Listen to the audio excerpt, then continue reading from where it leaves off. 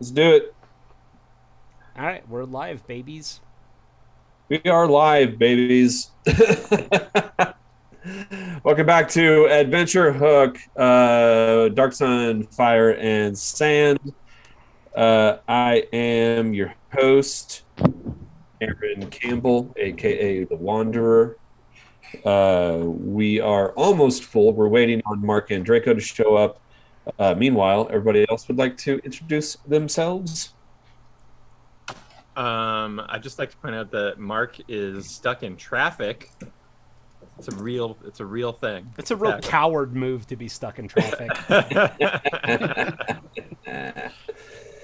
I'm Joe Annabi. I play Gaza Akos, and hopefully we'll have Marc Andreyko here soon. I'm the other Joe. I never get stuck in traffic at my job. I just whoop whoop turn on those lights and scoot around people. See ya, nerds. Traffic laws are for fools. Nah, I'm just kidding. I'm Joe Millard, and I play Craucus, the half-giant barbarian. I'm Emelie. I play Desi Dorada, the half-elf. And I'm Rob Randle, and I play Ma'ak Ka'ari, the Thrycreen telepath. All right, so before we get into it, anybody have any banter they want to bandy about? I'm drinking jungle juice tonight. Oh, jungle juice! You're on that riot sauce. This is the highest. It's a 10%. I wanted to get Damn. Shit. Yeah, I wanted to get right to it tonight. So I'm already feeling it. Okay. I don't know. You guys got to catch up. I'm drinking some delicate rosé right now. Yeah, it's right. Oh, I got sloshed on that gas station vodka. I'm already here, guys. Yeah. I put some whiskey and some chocolate milk. Whoa! Seriously? Is that Ooh, real? Really? Is that a brown? Is that a What's brown? that called? A brown Russian. Yummy. Brown Russian. Nice. So we've been doing a bunch of work on our house for I don't know, the past 2 years. So but we're finally kind of drawing slowly to a close. So I've been doing a bunch of cleanup in the outside yard. Mm-hmm. And as I'm cleaning up the outside, I am finding all of these little shooters from some work crew that was here over the past year. Fuck yeah, dude. Yukon Gold honey whiskey. Wow. Wait, those Just guys kick plastic ass. Shooter. Can I get their names to hire them to just hang out? I don't know which crew this might have been, but yeah, I'm finding these little shooters all over the fucking yard. Yeah, I think I picked up half a dozen of them. Wait, that whips ass. They just getting fucking lit on your dime. That rules. I mean, the work was good, so what are you gonna do? You can't It's criticize their inspiration. methods. It would have been really bad if they were sober. Yeah. So, okay. Well, I don't know. I don't really have much to go on. Oh, issue 5, West Sundown is out. I think it was out last week too. But if you're watching, go pick that up. It wraps up the first story arc for West Sundown and gives us a big teaser for the next arc. So I'm not going to spoil any of that because it introduces yet another one of the classic European horror canon villains that finds their way to the Southwest for reasons that Tim and I decided made sense. Is it Queen Elizabeth? Well, no, during that time it would have been Queen Victoria, which would be funny to have Queen Victoria in New Mexico running around. Hangover Albert. Yeah, I'm just imagining. This story is much. I did not anticipate it going in the direction it went at all. Like every issue, I'm like, this is what it is. This is crazy. Oh yeah, nice. Glad to subvert your expectancies. But now, like that last issue, I was like, oh, this is like Aaron's League of Extraordinary Gentlemen, kind of. Yeah, I mean, like to a certain extent, like that's what Celia and I have been talking about is the idea that it's League of Extraordinary. We're almost creating a League of Extraordinary Gentlemen, but with monsters rather than the heroes of those stories. I mean, granted, like the way that Alan Moore wrote that, I mean, Jekyll and Hyde was in there, so like he wasn't really a hero. Invisible Man. Dorian Gray Oh certainly yeah, the guy wasn't who a did hero. a bunch of rapes. Yeah, kind of hard to make him a hero, huh? And Griffin. Yeah. Griffin, the Invisible Man. Not a hero. Yeah. Invisible Man is in this, and was Invisible Man in Extraordinary? Oh yeah, the first two man. volumes at least, until he was brutal. Yeah, but Griffin, the Invisible Man, is a 15-year-old boy in our story. So this is long before he becomes the Invisible Man. This is us developing his sociopathy over time. And and the way that you guys addressed that was like people just don't notice him. But can you talk about that a little bit? Oh well, the idea was that he grew up kind of like on the streets of London, and he was an albino. And so as being an albino, like the only way that he could really ever get any kind of like actual recognition was, and this was actually a thing, like albinos back in the, curse you, back in the, back in the 1800s, like people with those kind of like genetic traits, like anyone who was not considered normal, quote unquote, they would oftentimes employ themselves in these pseudo freak shows. And in London at the time, especially on Piccadilly, not Piccadilly Circus, but there were areas of London where you could go into pubs, and in the back rooms they would have these little like nickel or farthing freak shows, and oftentimes albinos were like the easy draw, like, oh, we've got an albino, come look at our albino, pay a farthing or a pence or whatever, you can go back and see it and then have some ales.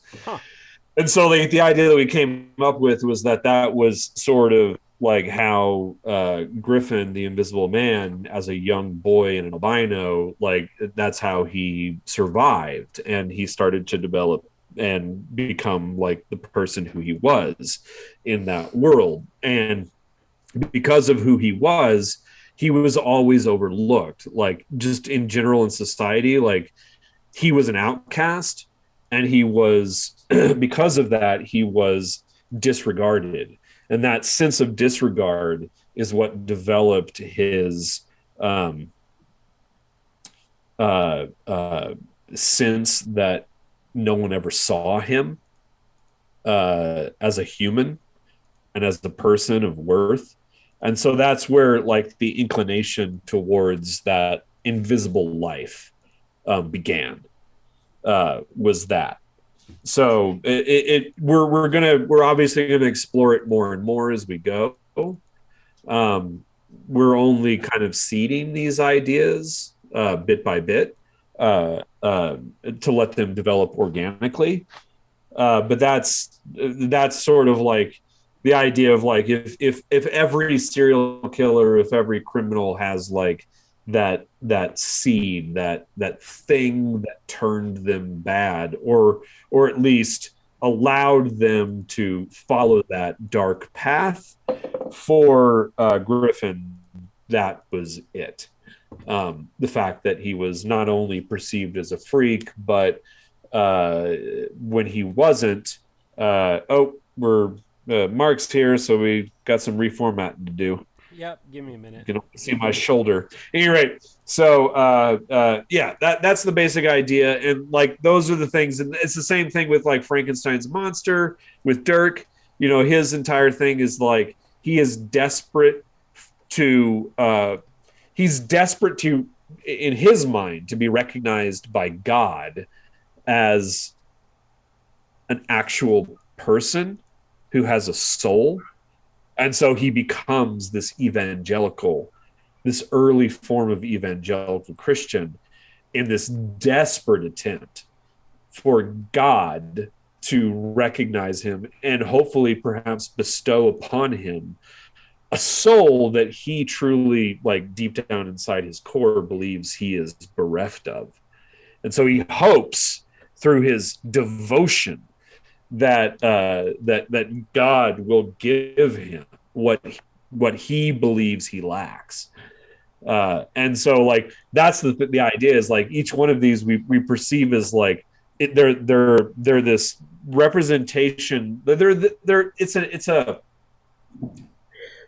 It was like Europeans, like early efforts, like fiction writers' efforts to describe the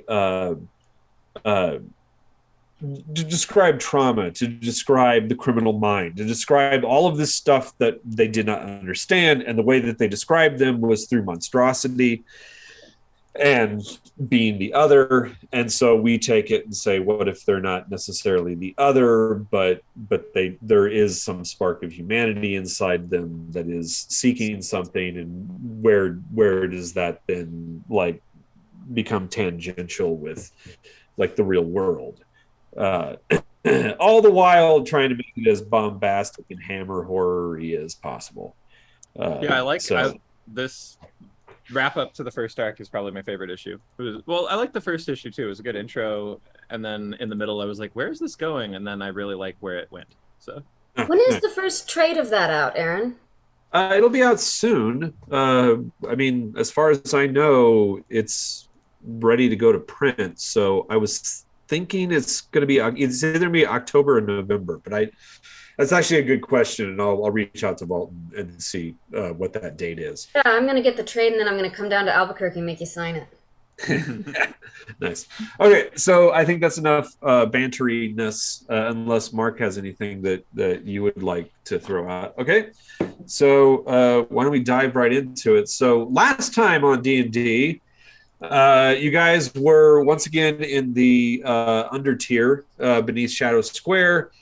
Ma'ak managed to find a little fragment of a fire beetle carapace that had been used to cast the light spell by one of the defilers who assaulted Shadow Square. And from that, he was able to recount the last 10 minutes of that creature's existence, which gave you a view into what the defilers are doing and planning, and identified 3.5 basically defilers. You learned of Dev, Marn, and Broska, and a fourth individual, the one who actually was casting the light spell, who you saw his face, but you do not learn his name. So there was a half-elf named Dev, a human named Marn, and a female human named Broska. And the three of them were engaged in conversation. You learned that their plan was to basically extort the obsidian orb from you, and if you refused, they were willing and absolutely ready to slaughter untold innocents, which they disregarded as being just the dregs of Tyrian society and not worthy of life to begin with.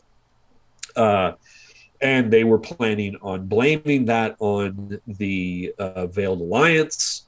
Also, you learned that the orb, as far as you know currently or up until that point, that they were not planning on divulging its existence to Kalik. Evidently, the defilers of Tyr, even though they are agents of the Sorcerer King directly, are suspicious of what Kalik's plans are for the Festival of the High Sun. And so they were going to keep this obsidian orb secret from Kalik until they could discover what his plans were. Beyond that, you didn't learn much more. You attempted to follow their trail from this ancient square that exists under Shadow Square from a much more, like I said, ancient time in Tyr's past. And from there were all of these roads that led off in different directions. You followed the one that the three defilers entered from and picked up their trail, came upon an underground river running through subterranean under Tyr. But there you were basically stopped by when you were attacked by a creature known as a Gaj, a psionic insectoid creature of massive size. You fought it, and at the very end, you were accompanied by Augie Sebastocles and motherfuck, I keep forgetting her name. Joe, you know, like you're the one who keeps reminding me of her name. Her name Zia, is not Zia. Jazilla. Jazilla. Sorry, Jazilla. Are we? So it was you were with Augie Sebastocles and Jazilla, both senators of power. Both had just engaged in a seeming plot, or at least the beginnings of a plot to kill Kalik. And you ended up in Undertier because you realized that one of the other senators, Kia, had decided that he wanted nothing to do with this, and he was going to turn the rest of the group in to the press gangs that had started to force the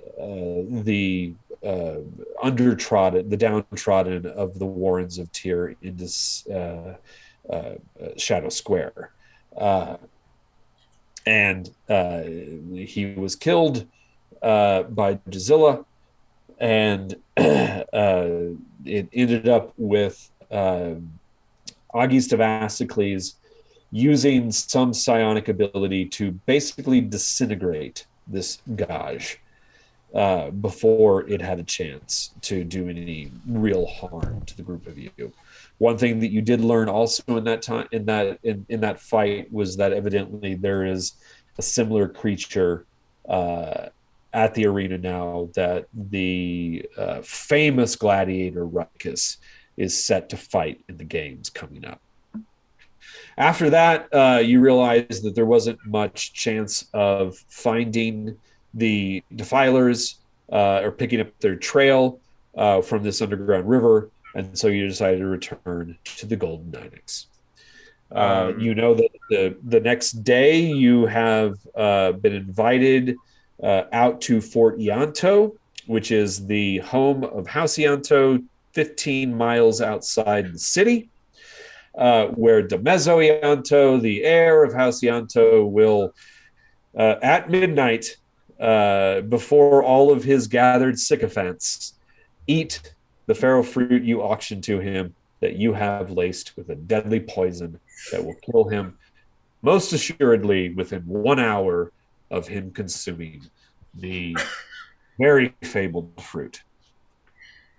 And then also, just in case you didn't take note of it, when we were splitting with Agis and Jazilla, Agis said that he was going to be able to get us an invite into the Golden City so that we can capture Grevno, who was Marn, who he recognized from the vision of their under tier meeting. Okay.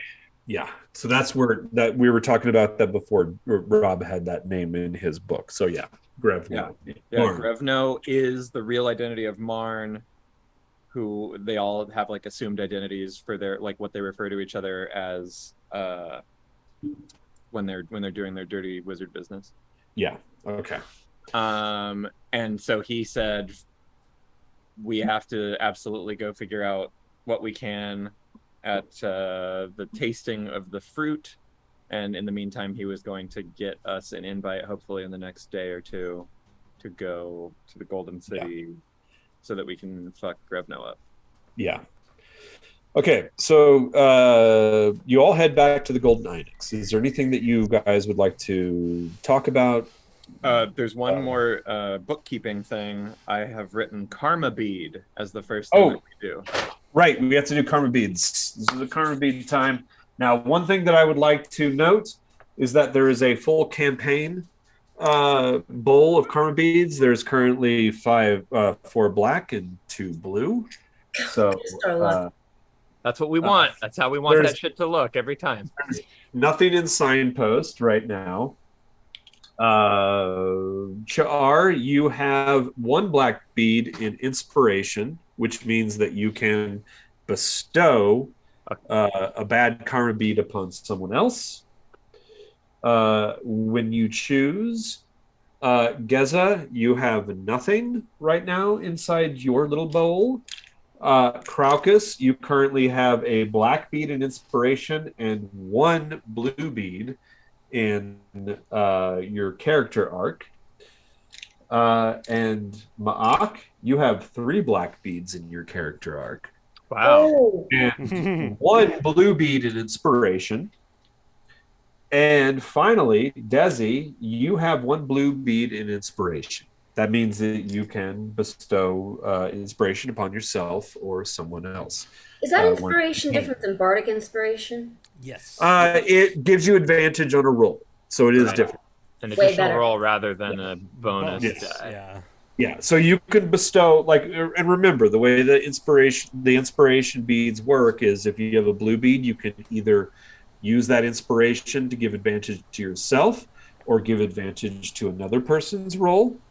If you have a black bead, it gives disadvantage to a roll of your choice. I don't know why you would want to use it on yourself, but you could.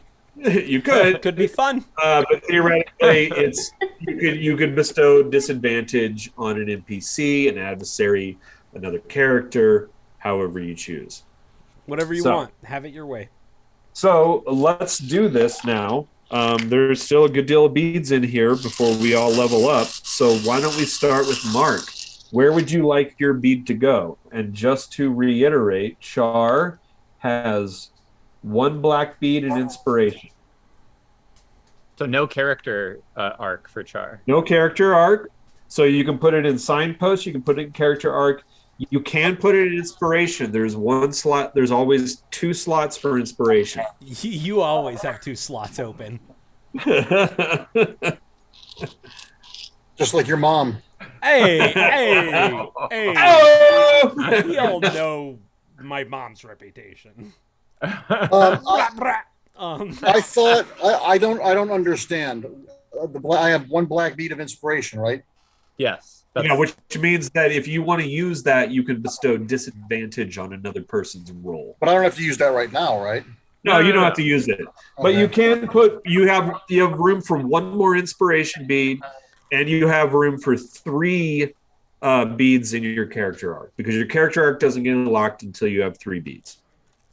So there's character arc, Inspiration, or Signpost. And Signpost is where you can, once you get 2 beads in Signpost, then you can use it to get clues to help you forward. In the I'll do another Inspiration. Okay. Blue bead. So now you can use that to give got a blue and a black to yourself or someone else. Keep that in mind. You can either give yourself or someone else advantage, or you can give someone else disadvantage because you have 2 of those now. So, Joe, where do you want your bead? I thought, not for now, not for this time, but it occurred to me that we could do a little card counting here, couldn't we? If we know how many blue or black beads Aaron has, we can actually figure out what's coming up next. Yeah. I'm not the man for that job. But Well, yeah, you don't know how many, because that's the thing. Anytime you Inspiration beads go back into the pot, so you would have to keep track of this. You would have to have kept track of this from the beginning, Rob. Yeah, and you said Rob has 3 black beads, right? Yeah, he has, but that's in his character arc. Oh, something's bad is coming down the pipe for Mock. And then Yeah. what's in our story arc again? How many black and how many blue? 4 black and 2 blue. Oh my. Oh, and campaign. In campaign. Yeah, that's what I Campaign meant. is Sorry. 4 black, 2 blue. So Can we? Did we have 4 black and 2 blue when Shadow Square got bombed? yeah, it was bad. Well, I'm way less excited about this Yanto party. I was No, I'm going a slightly different direction this time with how I'm using those beats. So yeah, it's not going to be Since it was met with such a warm another reception. catastrophe. It's Yeah. we're gonna die, not other people are gonna die, guys. What are you panicking? Right. Totally Anyway, different. Joe, where do you want your beads to go? I want inspiration Inspiration. Okay. because I've never done that. Black. All right, great. Okay. Remember, you get to give that to someone else, but that black bead, once you use it, goes back into the pot, so it increases the number of black beads in the pumpkin. Right. Okay. Millard. Where would you like yours to go? Dealer's choice. Oh, dealer's choice. Dealer's choice. I'm gonna put it in signpost. Put it in the post. Black bead. That's Okay. the We're gonna give it, so the signpost will be like stupid and unhelpful. Yep. Well, I mean, you need It'll be a red another herring. another bead before you can unlock your signpost. But yeah, so it might be faulty information that still leads you in the right direction, or information that leads you down a dark path to the right direction. I mean, the signpost will always get you to where you need to go, but it might impose obstacles on the way if you have black beads. Don't take that way. That led straight to the castle. Emily, where would you like yours? Just how many go in character arc? 3. How many go in inspiration? 2. How many go in signpost? 2. How many go in campaign? 6. 6. Campaign is full. Okay. I have to figure out a new system to keep track of this in my head because I get baffled every time. Let's do another signpost. Okay. Fill that signpost up. Blue. Okay, so split difference. So something good, something bad. And Rab, where would you like yours? You're muted, dude. Sorry, that's better. Sorry, I have to put it in inspiration. I have nowhere else. Oh, right. That's true. Okay. True facts. True facts. Black. Thank you for absorbing all those black beads, Mock. That makes you the tank. The karma sponge. Yeah. Do you have a black inspiration bead already? Also, I have a. Hold on. No, I have a blue. I have a blue and a black. I have one of each. Yeah. Okie doke.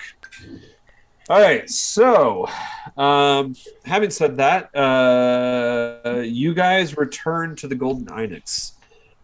It is evening now. Sun is starting to set. The temperature is beginning to rapidly decline from the high today of probably somewhere around 145 degrees. And you can, as you come in, you just feel the sweat and dust caked on your body from being out today.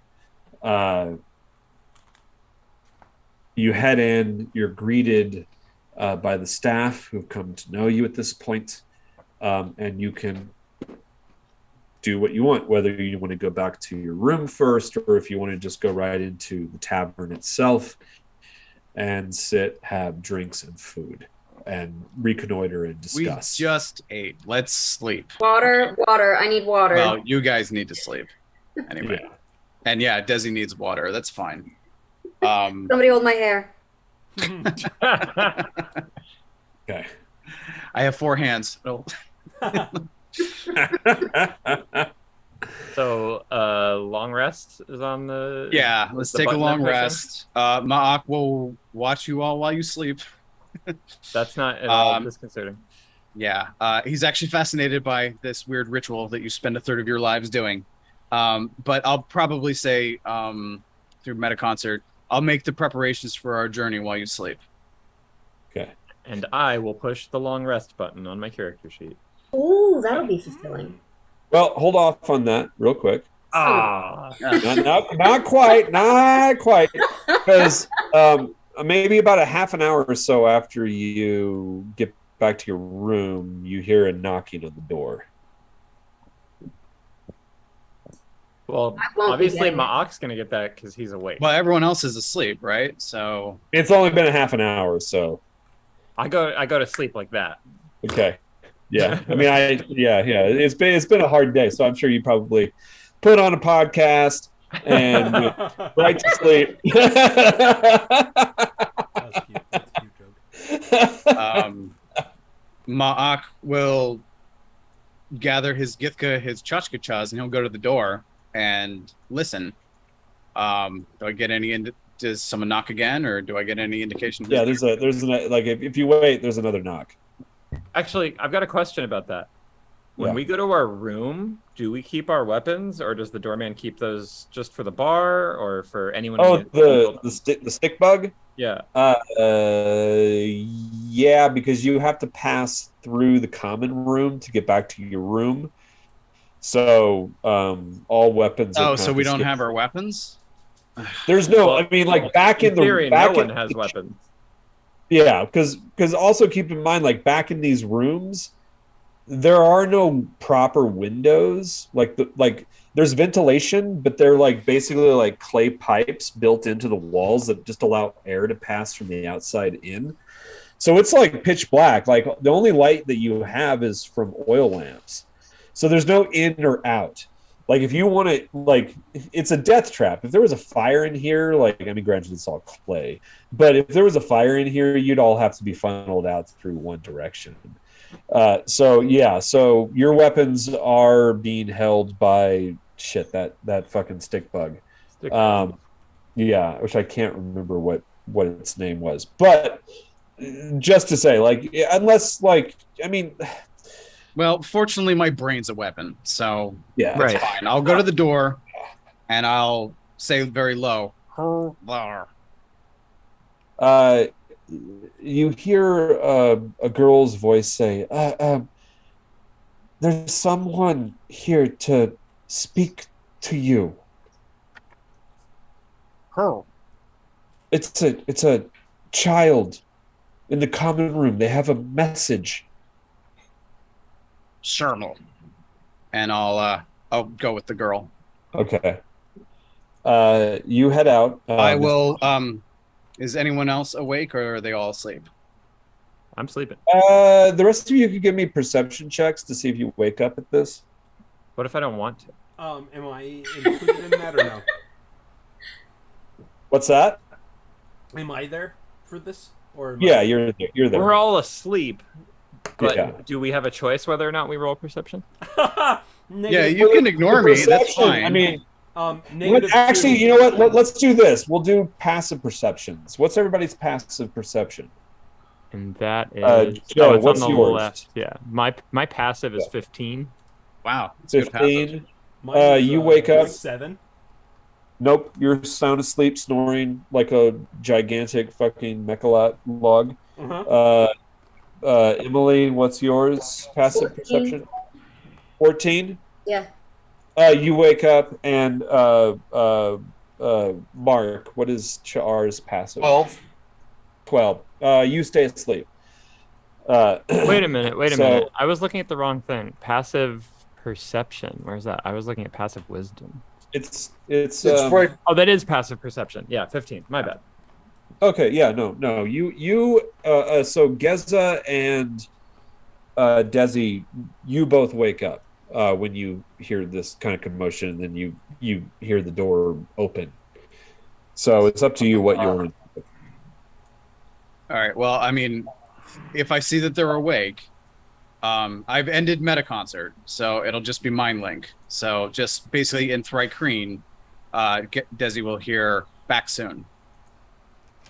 And Yeah. and I'll leave. And I mean, Geza's probably already rolling over, so it's fine. Yeah, I'm like, yeah. We're I'm supposed to be communicating. safe here. That Yeah, was I'm not. what we Jess is not worried paid about it. for. So, I'll go with this girl and see who this person is.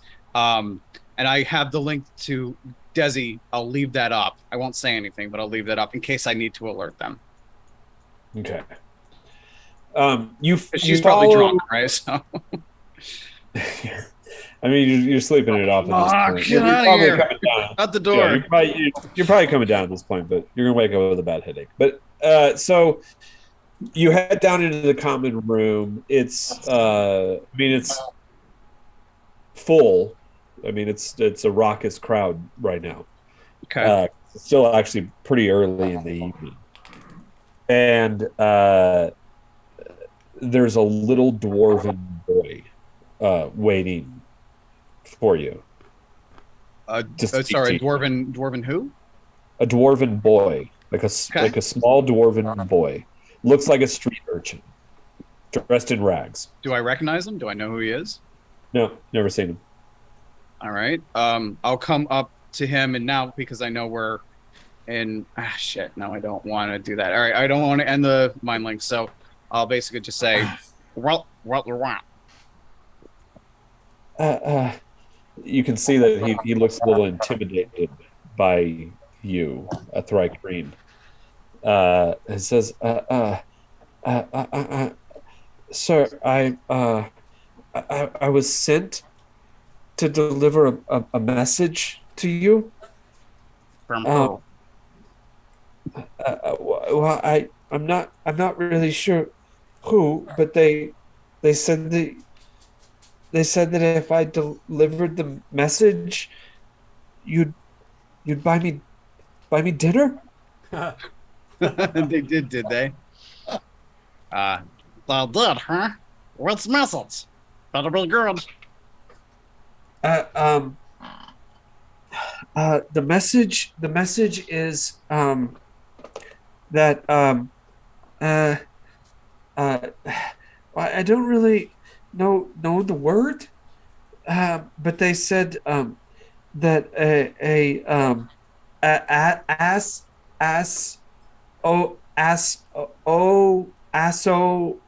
associate. Ma'ak won't stumble through that common, but he'll nod his head like he understands. Someone you have been looking for wants to meet you tonight in an hour.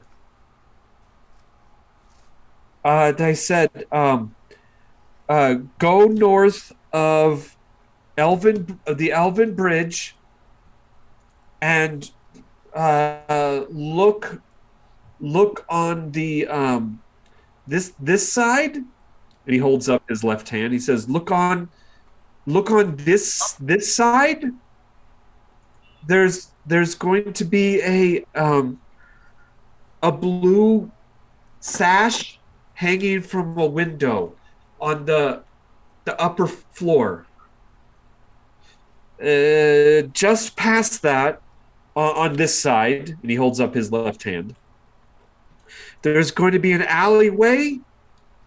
Turn down there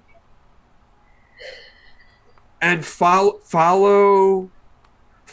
the alley to the end, and they'll be waiting. They'll be waiting for you. Oh. That's it. That's the message.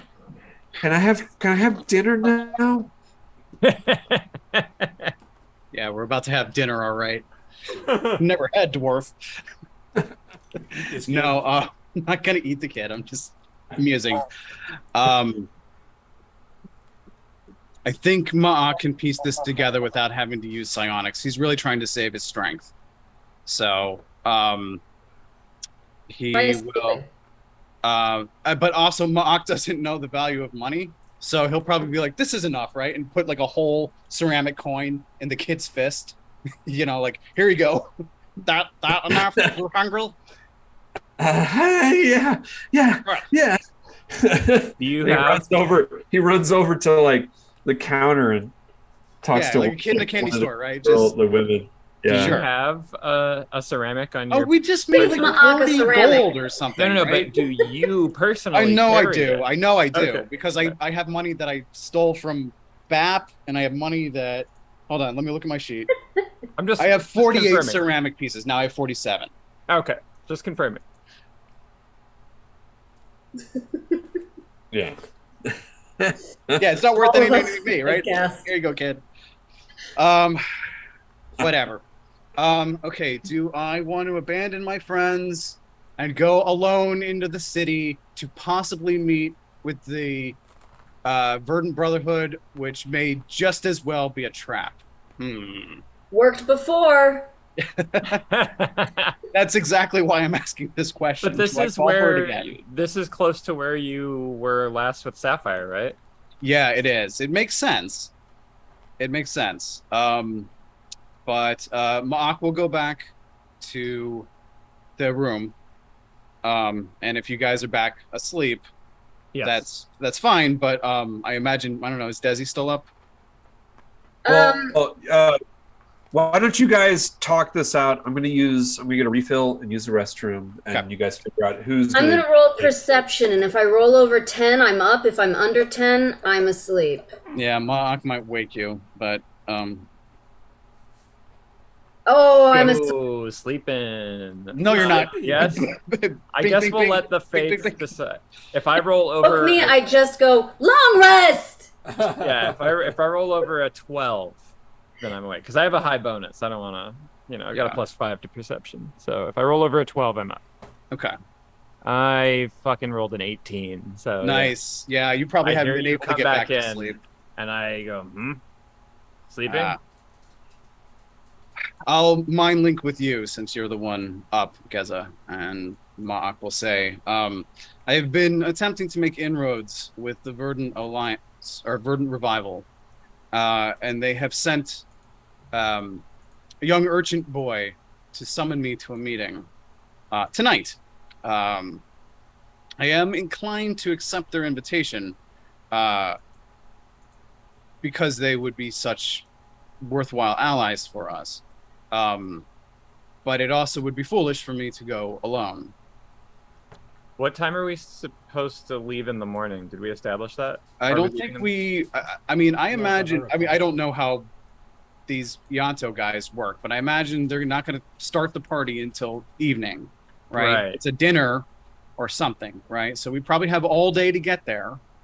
15 miles. I don't know about you sleepers. I mean, 15 miles isn't much to the Kreen, but in theory, we might need to make an entrance, right? If we need to come looking like we're rich merchants, maybe we need to take that wagon with us, or not. I mean, if it were up to me, we would replace Kame Ianto's security somewhere along the journey. Well, there's also other people that are probably going to go there. Like, do you think Talara was his bidding rival? I think he would invite Talara to watch him eat it after she lost. Good insight. I think you're right. I think we would maybe talk to Talara about traveling either with or nearby her travel. If she's do we have an in with her? Is there some way to gain her cooperation? We still need to give her money because that was a part of our deal. So I don't know how that was going to exchange hands. Remind everyone of the deal. I thought we did that. I thought that money passed. I don't know how we could have given her money without selling her out at the auction. Okay. All right. Well, I assume that we owe her money if she was going to have to, if she had to pay anything. I don't know. Maybe she didn't have to pay anything. That was just if she won, we would have to pay money. I think it was, right? But she still, shit. I don't know. Well, but remind the viewers. I don't remember. Rob doesn't remember. Ma'ak remembers perfectly. Yeah, of the deal. Remind Yeah. people who aren't Aaron what this is. Tolara was the bidding rival in the auction, and we only had to give her money if she won. Well, the idea was that you were going to bid because she knew that Halcyanto was on the verge of bankruptcy, that they are teetering on the brink. Right. And so the idea was to bid them up as high as possible to basically send them into default, the potential default.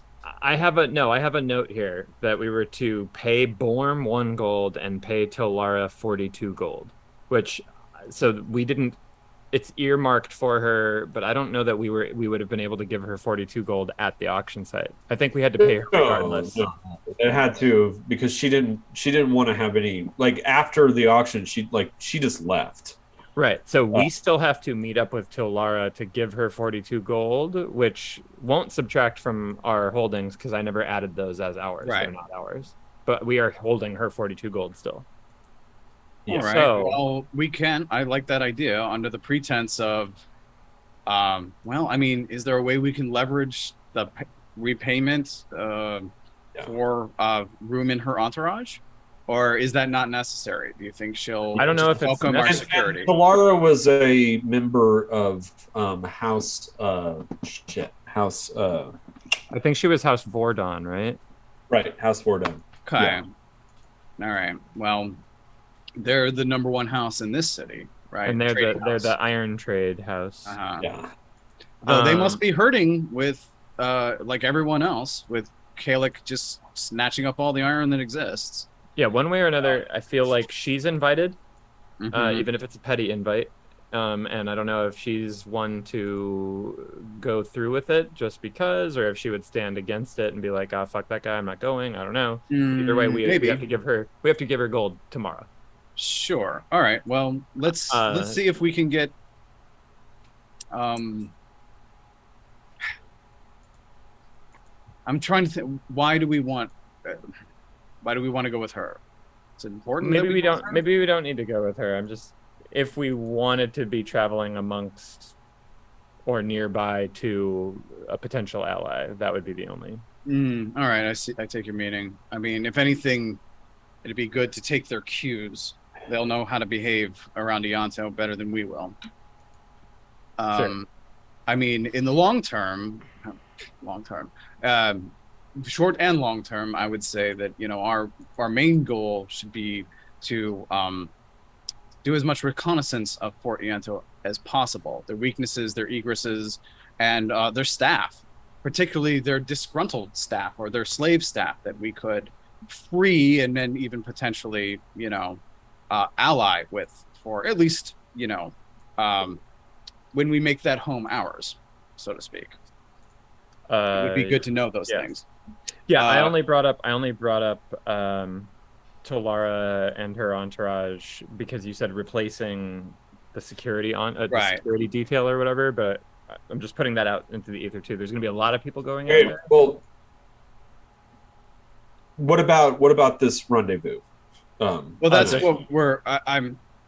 The rendezvous, Geza's only thought was how long until we have to leave, and then we started talking about like probably the party's not until after sundown.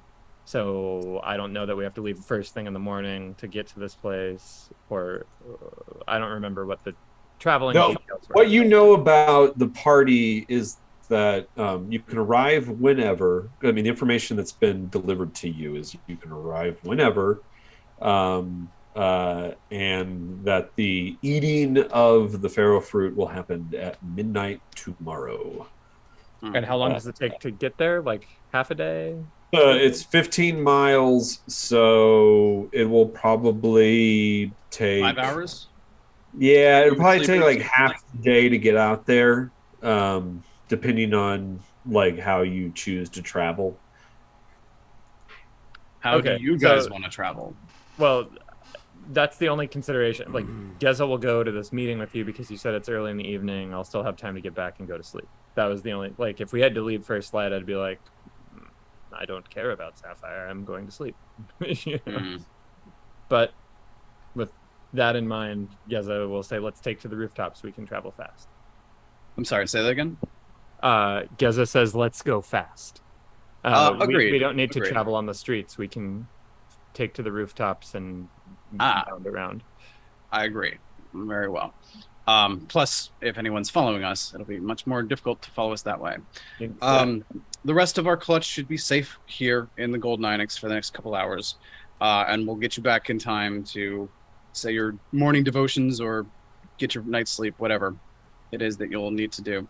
I don't know how long this will take. If it's a trap, probably won't take long at all.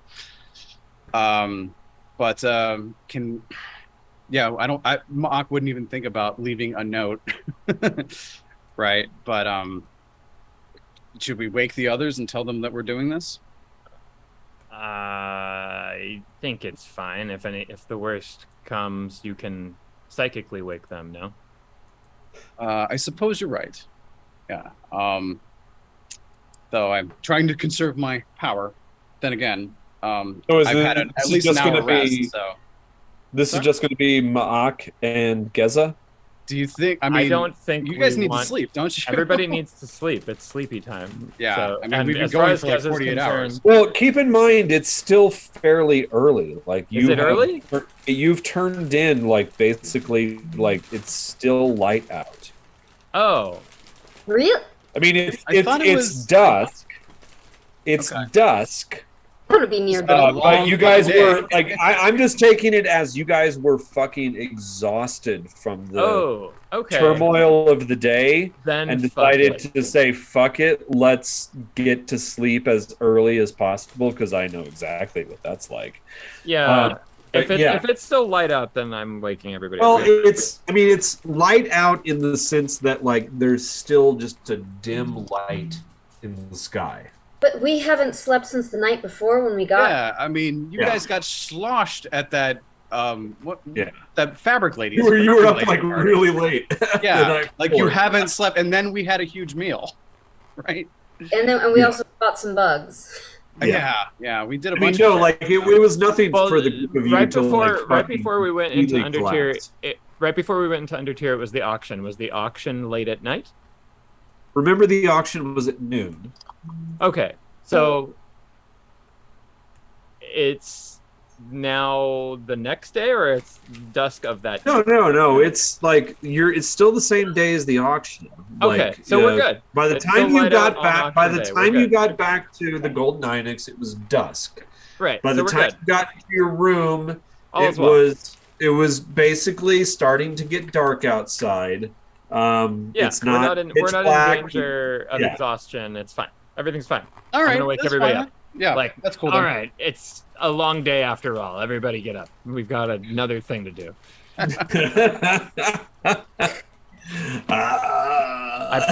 Sorry, guys. Adventure calls. I pulled a blanket off of Crowcus. I'm like, I'm sorry, Crowcus. It's time. Make a grapple check. No. He just reaches up and grabs your neck. I thought it would be an pull that early blanket night away from him. for But another long day, but Yeah. it's not. We have another thing to do. Is everybody in agreement? Can we make a long story short? Yeah. yeah, let's Okay. do that. Okay, let's make this long story short. So you do follow the little dwarven boys' directions. You head through the city.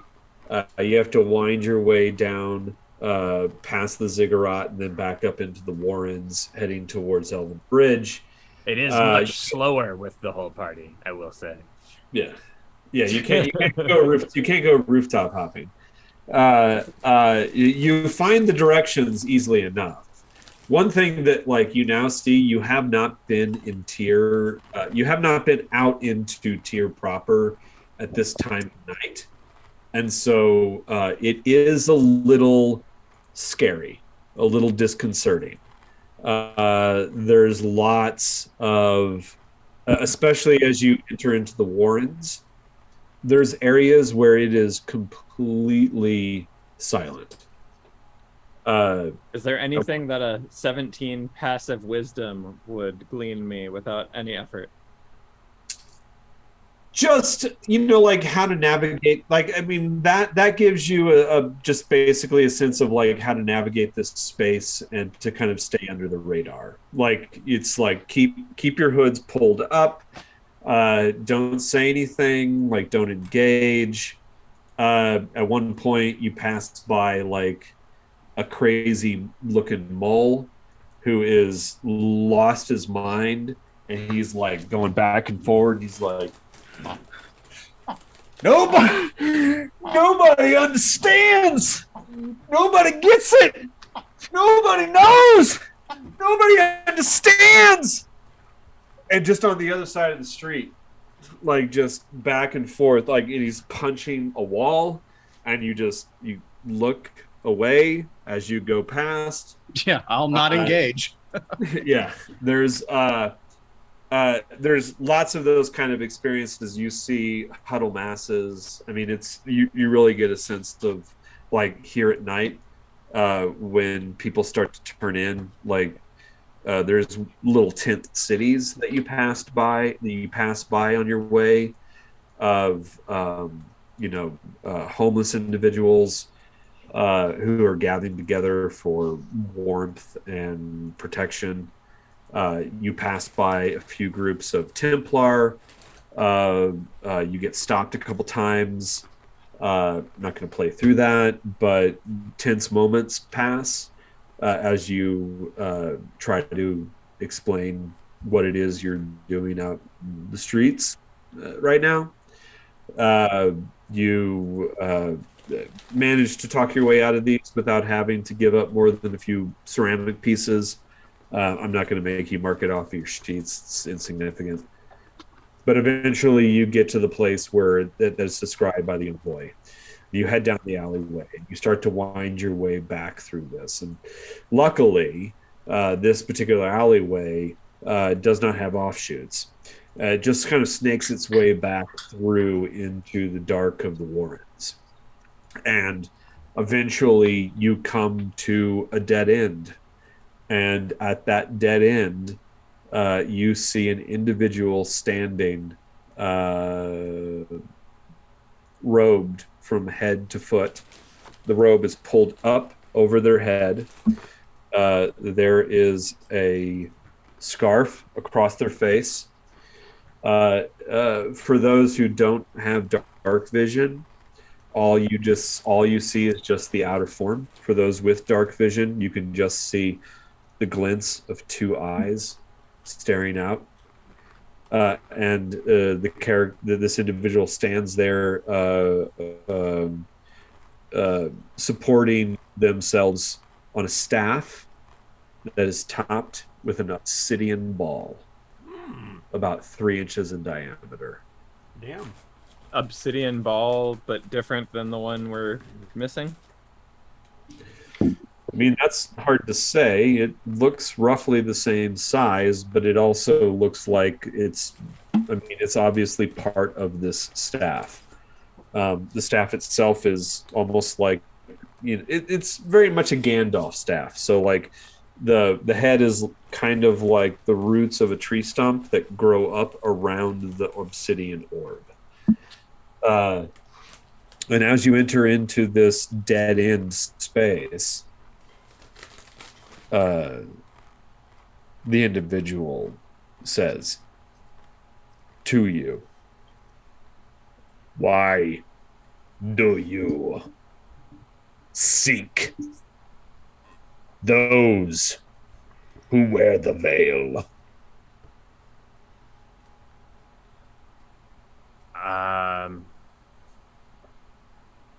To assist and deliver what information we have.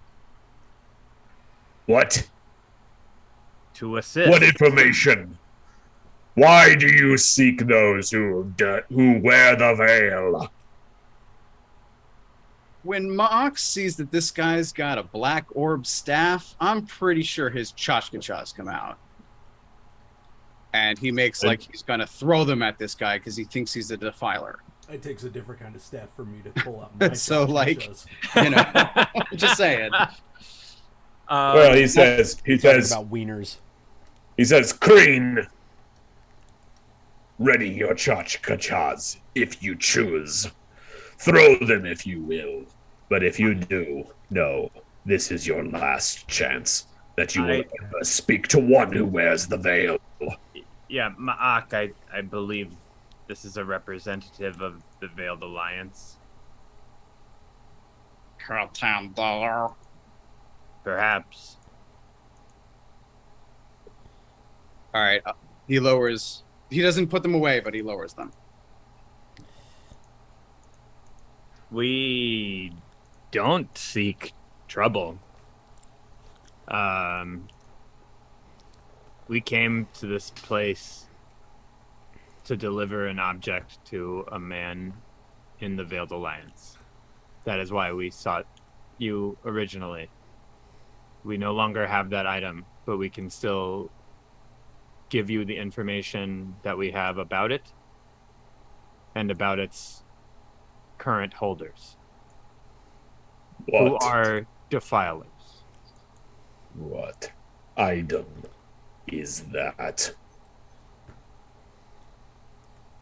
It's an obsidian orb that looks similar to the top of your staff. It magnifies spellcasting and defiling magic. And, to be honest, there's more to it than that, which we'd be happy to tell Katendeo if we ever meet him. Are you saying that you are the ones who brought the artifact into the city, which resulted in so many deaths in Shadow Square? Unfortunately. I think there's a step of causality you're missing there, but sure. Sorry, Mock doesn't say that. You just hear that through. Does he not? At a concert. No, Mock doesn't say shit. He's not trying to stir shit up. Geza just says, I feel terrible that we lost control of that object, and my effort to do the right thing all of the time led me to be less shrewd than I should have been in protecting this object. Why did you bring it here? And why did you have it? My Rais, Iban, was bringing it to Katendeo, and he died in transit. Iban? Where is Iban? I would talk to him. You would if he were alive, but I'm trying to carry out his last wishes, and I'm not done trying. But he told myself and Craucus to deliver this object to the hands of Katendeo. He didn't give us enough information to let us know what sort of danger he was putting us in, what sort of danger he was putting all of us in. What happened to Iban? He died of a wasting disease in the desert.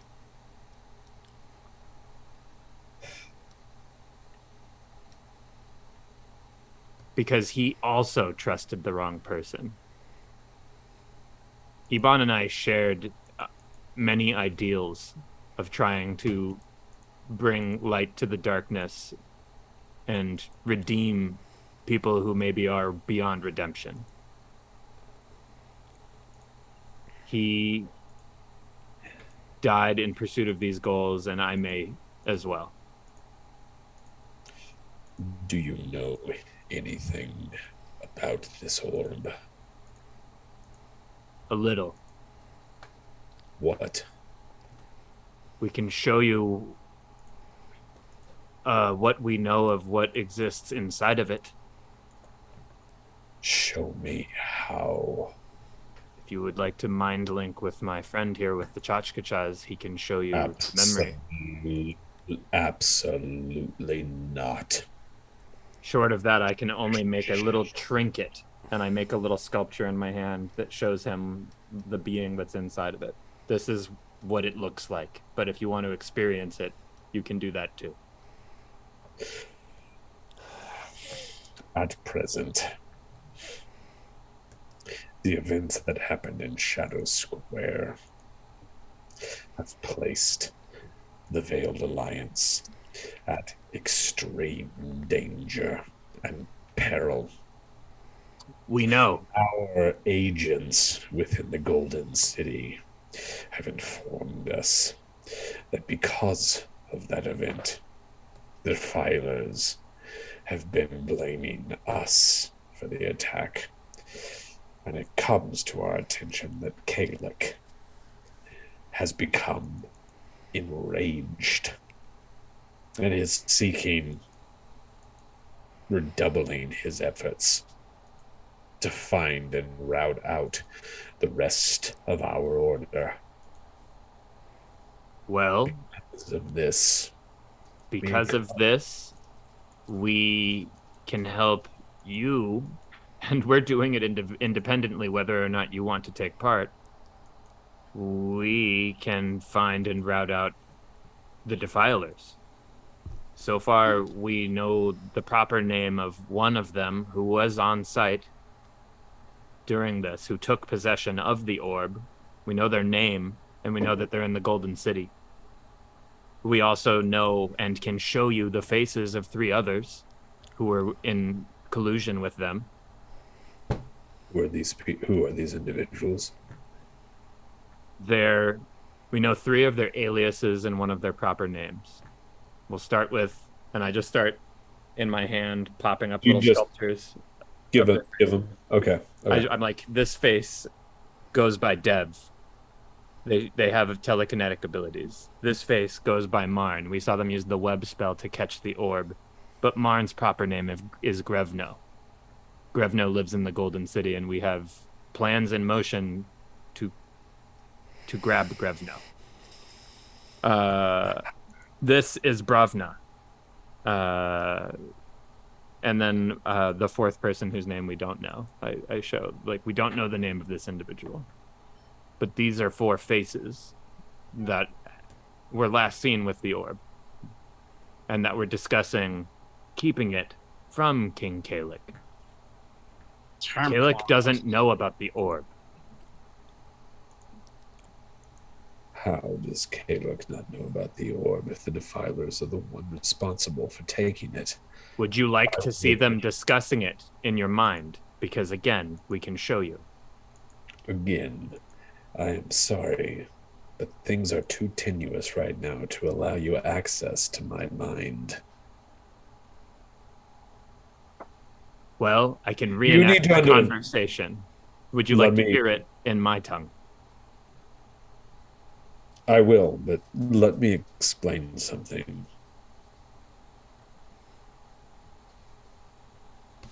Because of the events at Shadow Square, well, first, Kalek has been after the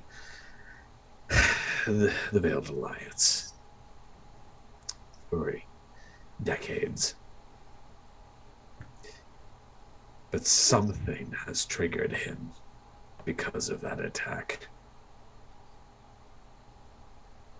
It was assumed that he would not care about the death of several hundred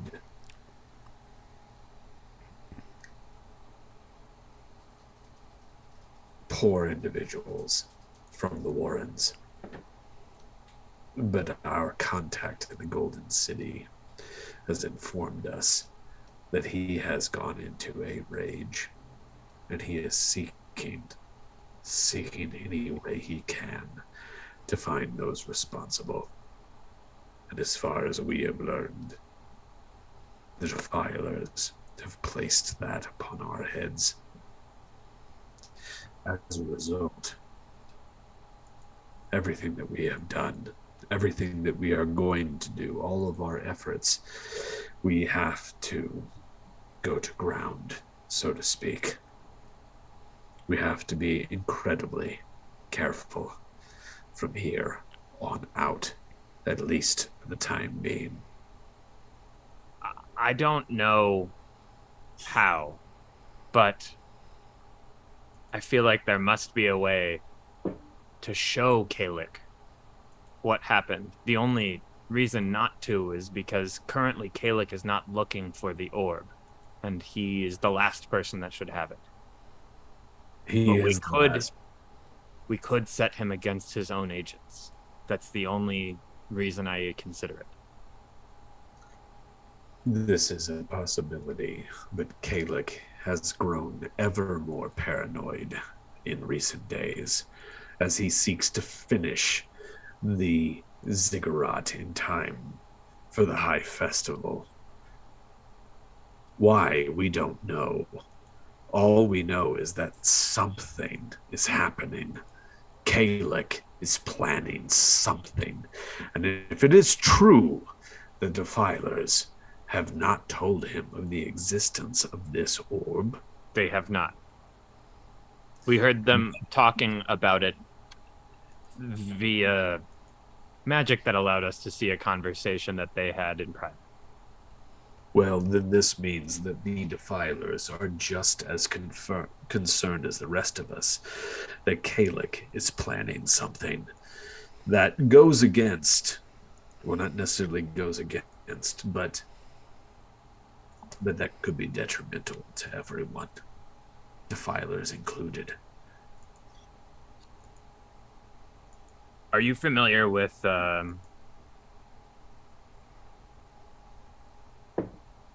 I show him the dragon tattoo?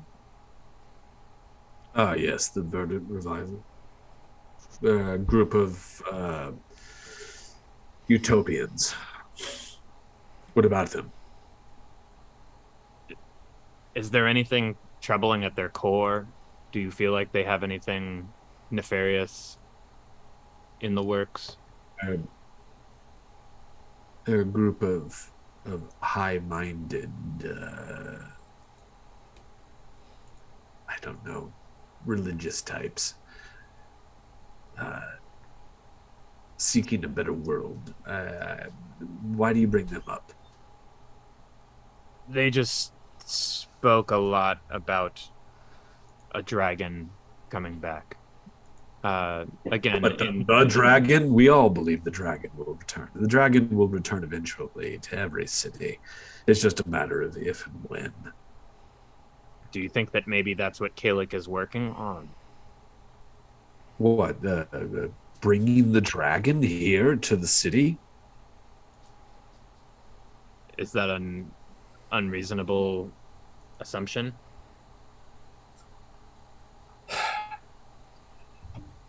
Well, trap. What's that? What? Built for a trap.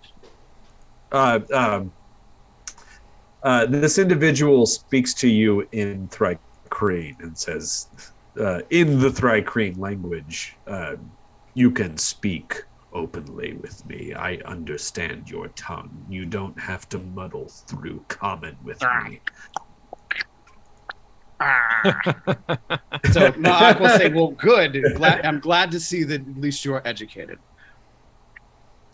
Is it possible that King Kalik is baiting a trap for the dragon, luring it to the ziggurat to imprison it?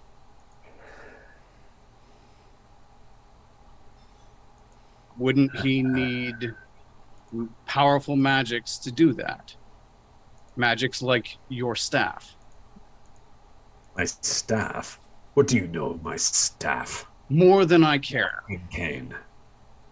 Does your staff have the same properties as the artifact that we lost?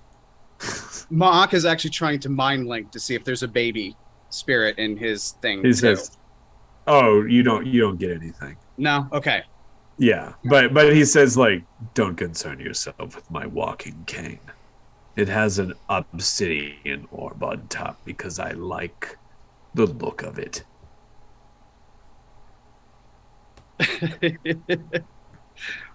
Whatever the we should move forward with our conversation. The point is, if Kalik is planning on luring the dragon to this city, that could mean devastation for untold people here.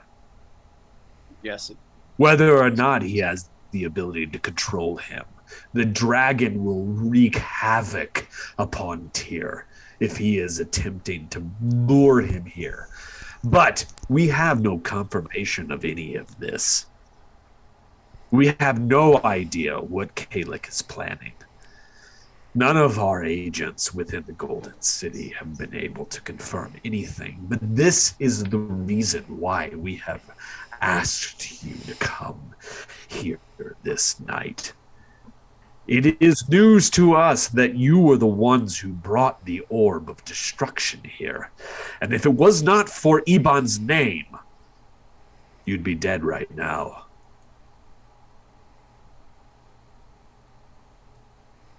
Perhaps that's Iban was a close friend of mine, and to learn that he is dead is sad indeed, but that has to be put aside. Are you the one I seek? Are you Katendeo? Your answers will come in time. You first have to prove that you are worthy of the trust of those who wear the veil. Right now, things have gone so sideways that we cannot risk anything to chance. Let me ask you this, stranger. Do you want to take part in whatever we unleash on Grevno, or would you rather we bring Grevno to you?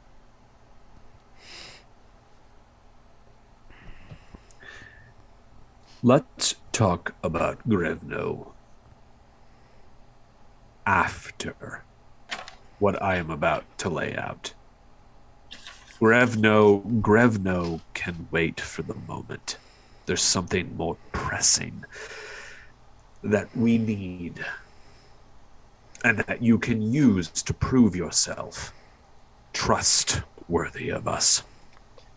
Before you tell us something, cards are on the table. We've been trying to talk to the Veiled Alliance, but just so you know, we're leaving town tomorrow. Yes, I know exactly, and that's why we're talking tonight. You know about the Halcyanto Pharaoh Fruit celebration? Yes. Okay. We know that you auctioned a fruit, the Halcyanto, this day. Is that all you know?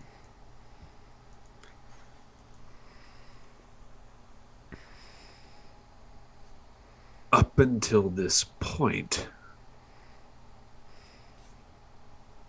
we only knew that you were seeking us and that you auctioned the fruit. We did not know about the orb. That changes things significantly. Something you should know about this celebration, then, is that it is a part of a larger plan to destabilize Halcyanto, which we have done tremendous work towards already.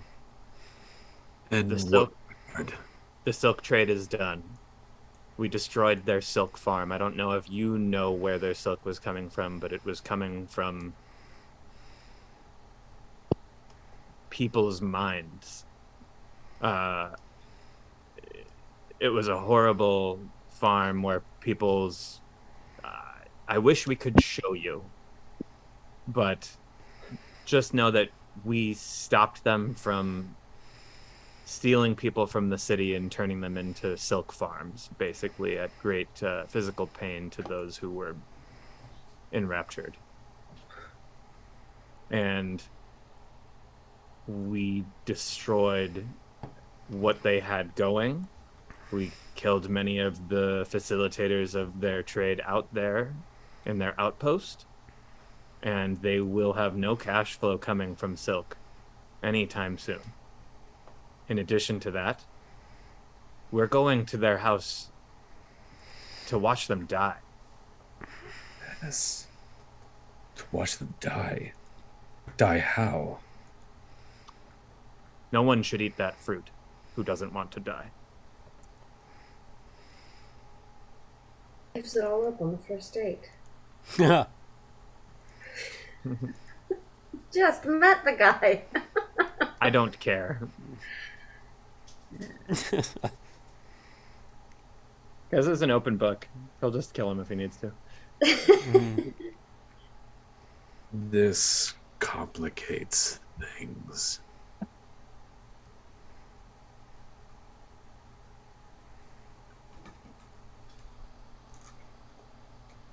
Let me explain to you what we intend, what we would like from you.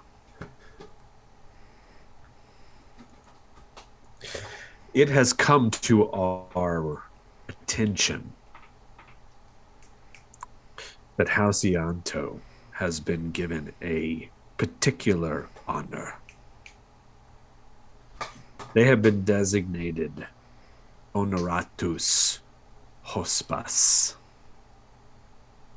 Do you understand what that means? I certainly don't. They are honored guests of Kalek at the Festival of the High Sun. That means they will be sitting in attendance at the right hand of Kalek himself, in the right hand box. The seats just adjacent to the high seat of the Sorcerer King himself. And were you hoping to infiltrate Ianto? Replace them? Perhaps you have a Vermilion on your staff? Not to replace them. This is where you are supposed to come in.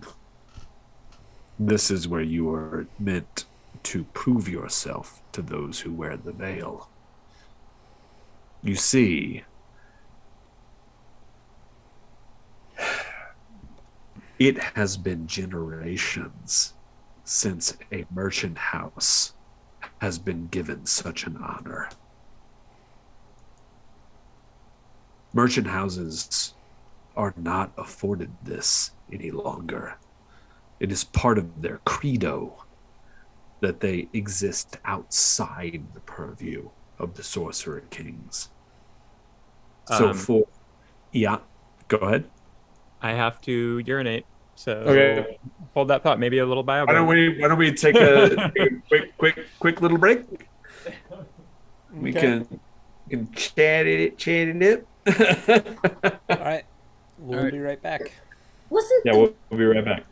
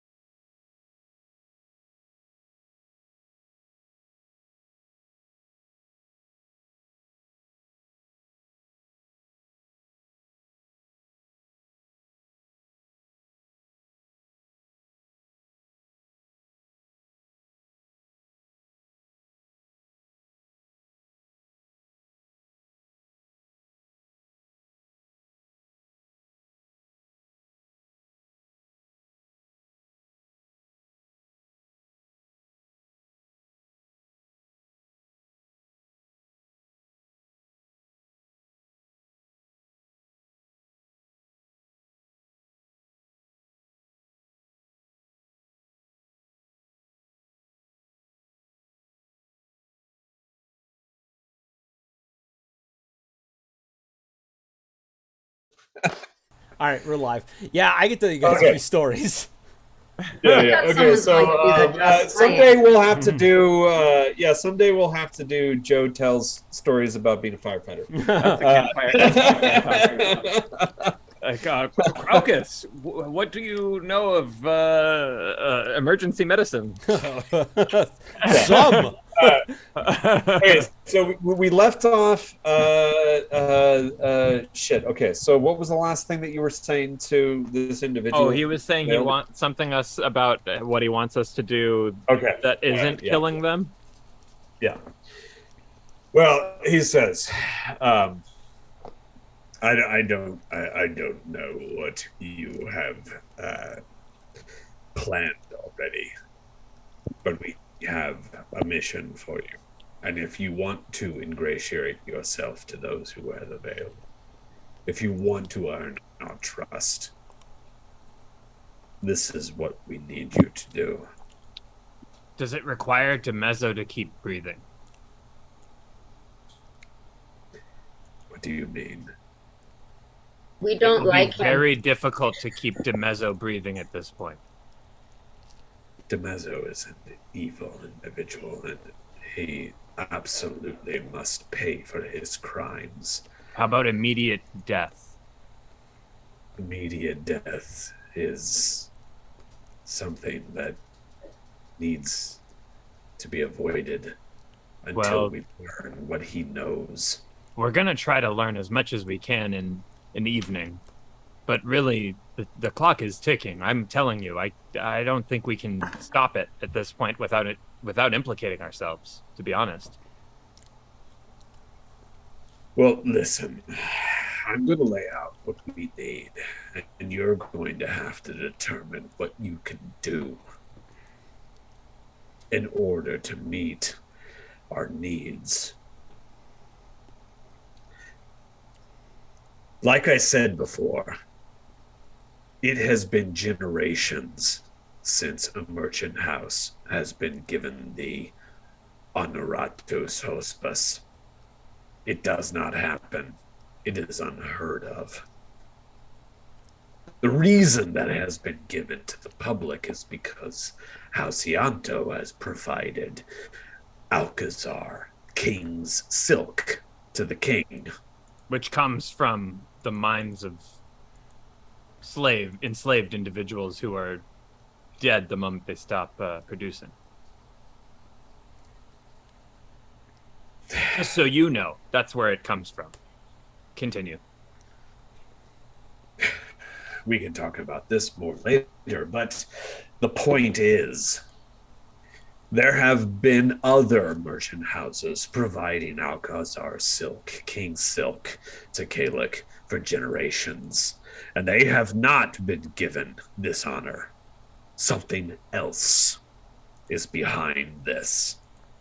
What it is, we are not aware of.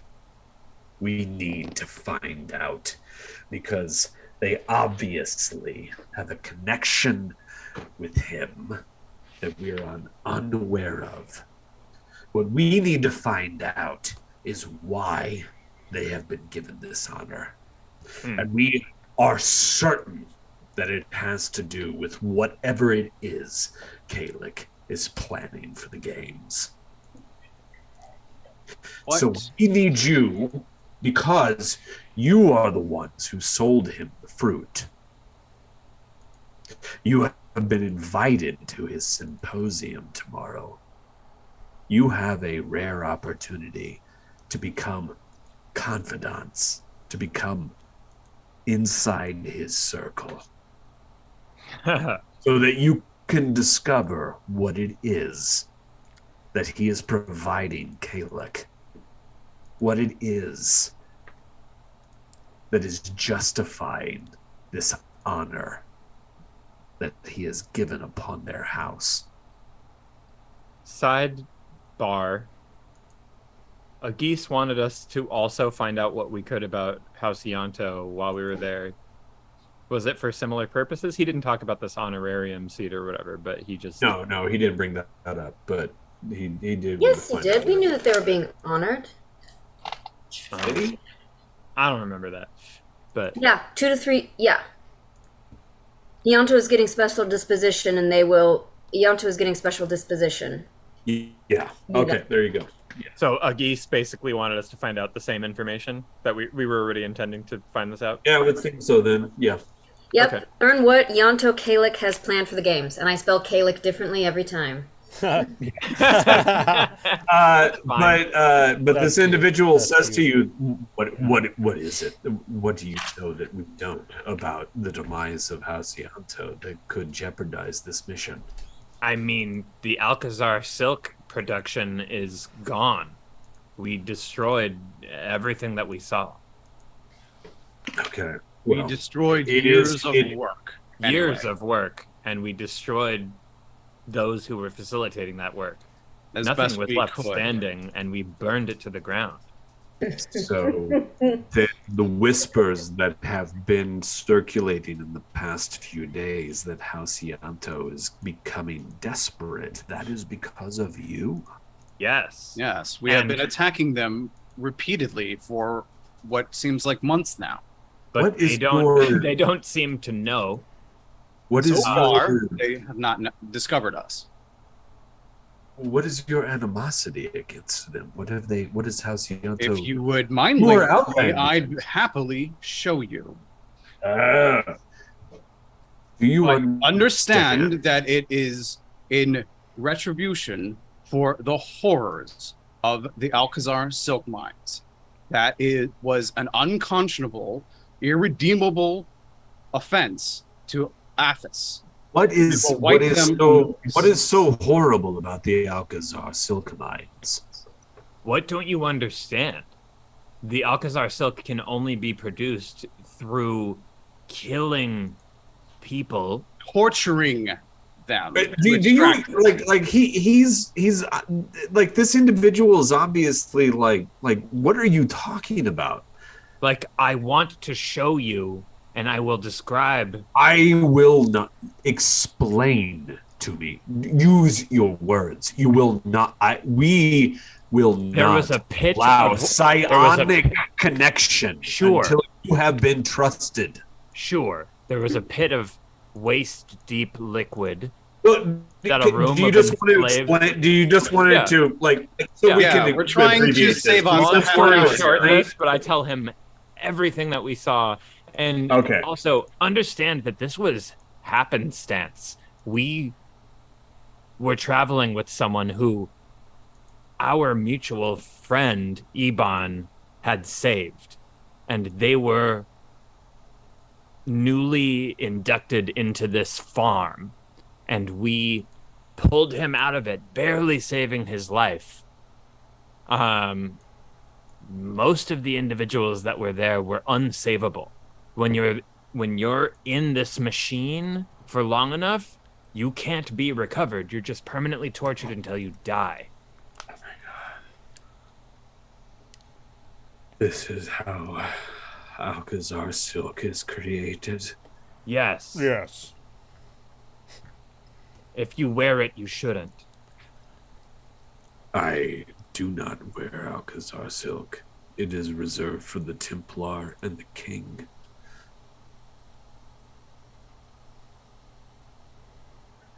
Then So this is why. It was happenstance, to be quite honest. House Iantu wasn't on my radar until Chance was a loser who stole from us and then got himself ensnared. Yeah, real fucking then- loser. And then we saved his stupid ass. a And guess what? fucking handsome loser. A very Oh yeah, handsome so loser. handsome. Oh, you'd want to do a come I with that forgive handsome that. man. But he is such a loser that we've since heard that he's back in the fucking. He's a glazer to King Kalik once again. No, probably. I know who you're speaking of. He's the High Glazier of the, and he has been retrieved. Yes, but for a brief moment, he was producing the finest silk you've ever seen. And then we Was he removed him from the Was he machine. a active participant? No, He was enslaved and soon to die. We pulled him out. We sent him on his way to go to the free people, and he fucked it up, as he fucks up everything, it seems. Yeah, he fucking sucks. Chance stole from Crocus. That's a stupid move from a stupid man. Yeah, I would have eaten him. But that's nothing compared to Shazar. Indeed. Do you know of the Vermilions? Yes, we're very aware of the Vermilions. They're constantly attempting to infiltrate the Order. Because unfortunately, we freed a Vermilion from that Alcazar silk trade as well.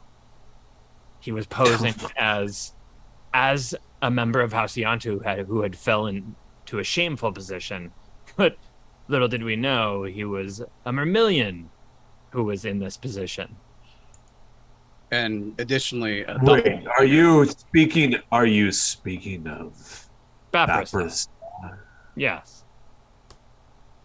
Yes. Baprasa is probably dead.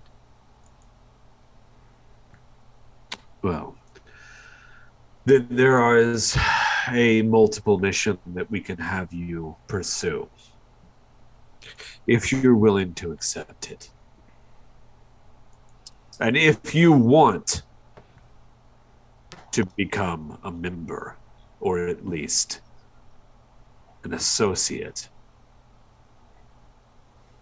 of those who wear the veil, and work to undermine and destroy Calyx's reign, this is what we need you to do. Are you willing? You haven't told us what you want yet. Well, all I've done since I got to accept a mission.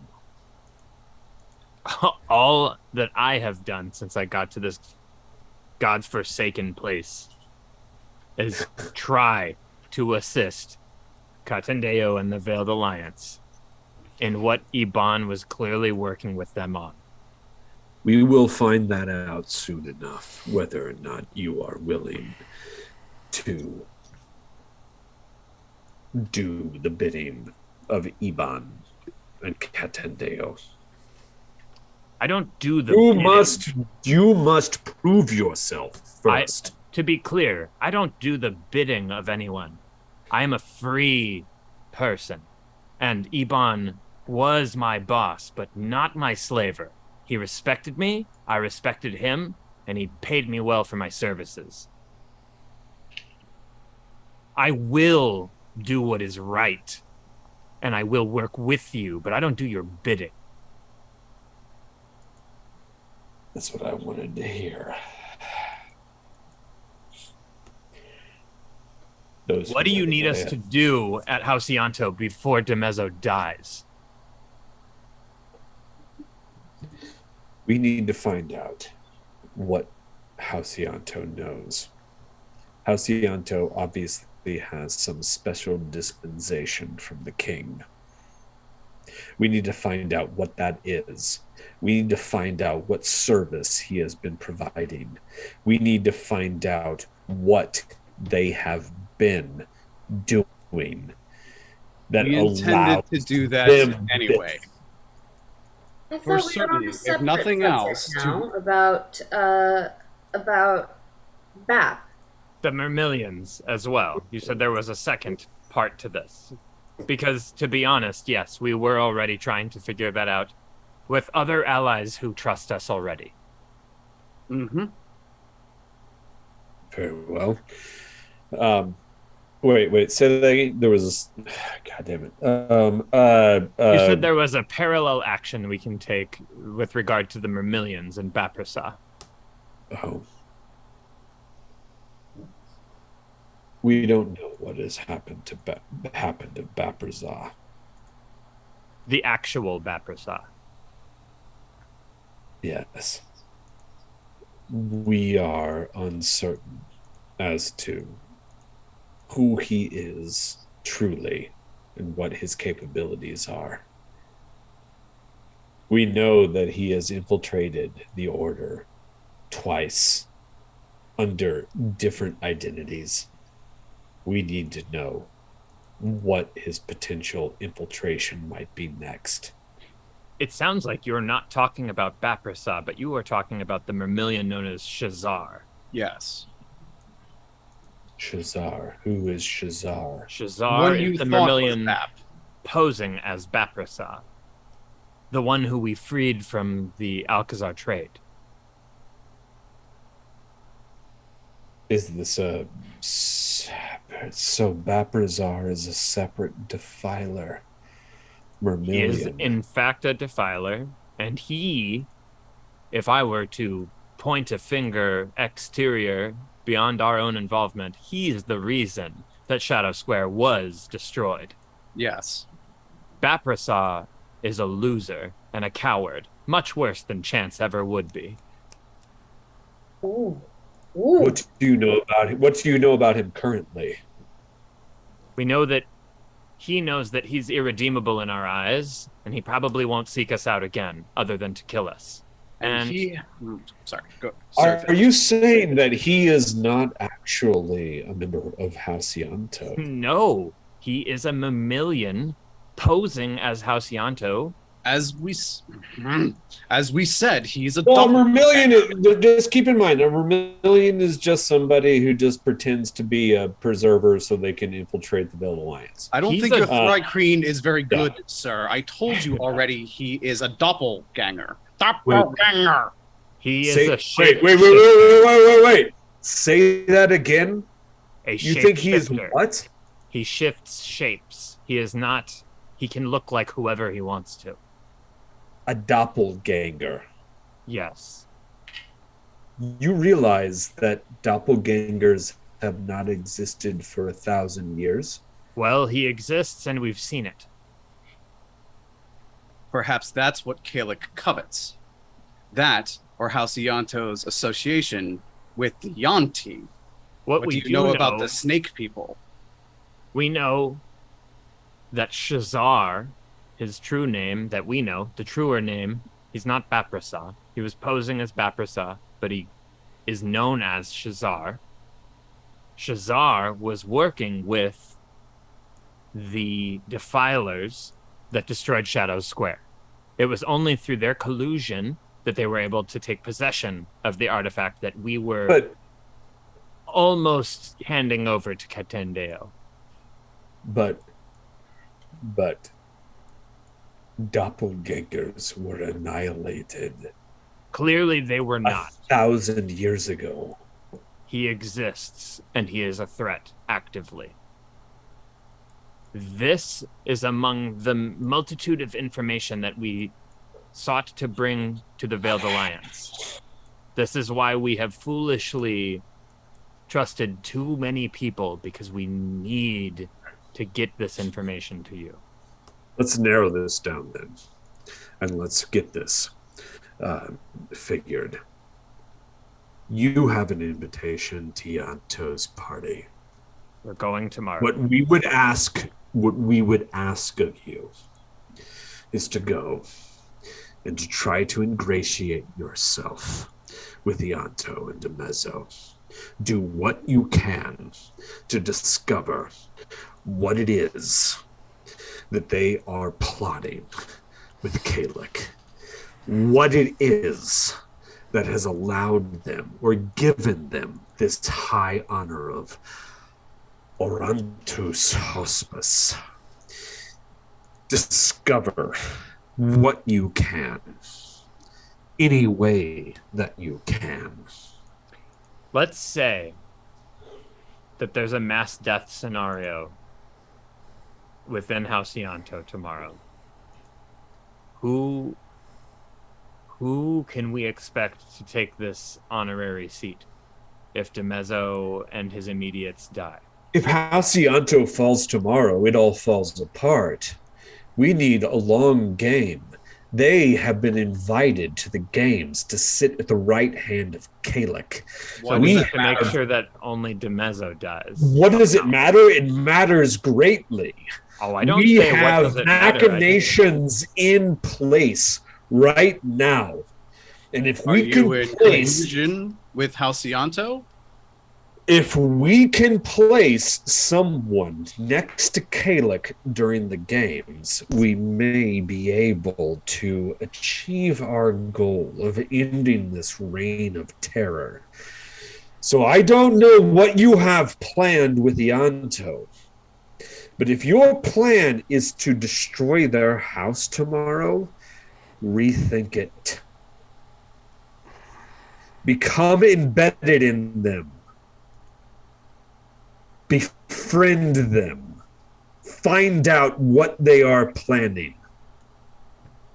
Place yourself in that box next to Kalik at the High Games in 2.5 weeks. I put my wing up to stop him from speaking, and I turn to Desi. Is there an antidote? Why are we listening to someone we just met? Who the fuck is this guy? Why do we care? We have our own plans and machinations. He doesn't know the future. If they all die, everything could be revealed. Yeah, fuck this guy. I mean, he talks very impressive. And if everything works out, that would be okay. My thought is this. We can figure out who is going to be in the box. This is interesting, good information for us to have, but I'm not going to put any of us... What we did was brilliant. I am not going to see it fall apart now because of some man with a stick. Like... Desi, I don't disagree. I take pause and consider this because the Veiled Alliance have been at this much longer than we have, and we are effective but newcomers to a long-held struggle. So I've just woken up. What the fuck is going on here? Actually, been on your feet for several hours here, Char. Who's the fucking guy with the stick? But I would say this together. Like, what I would say is we can only control what we can control.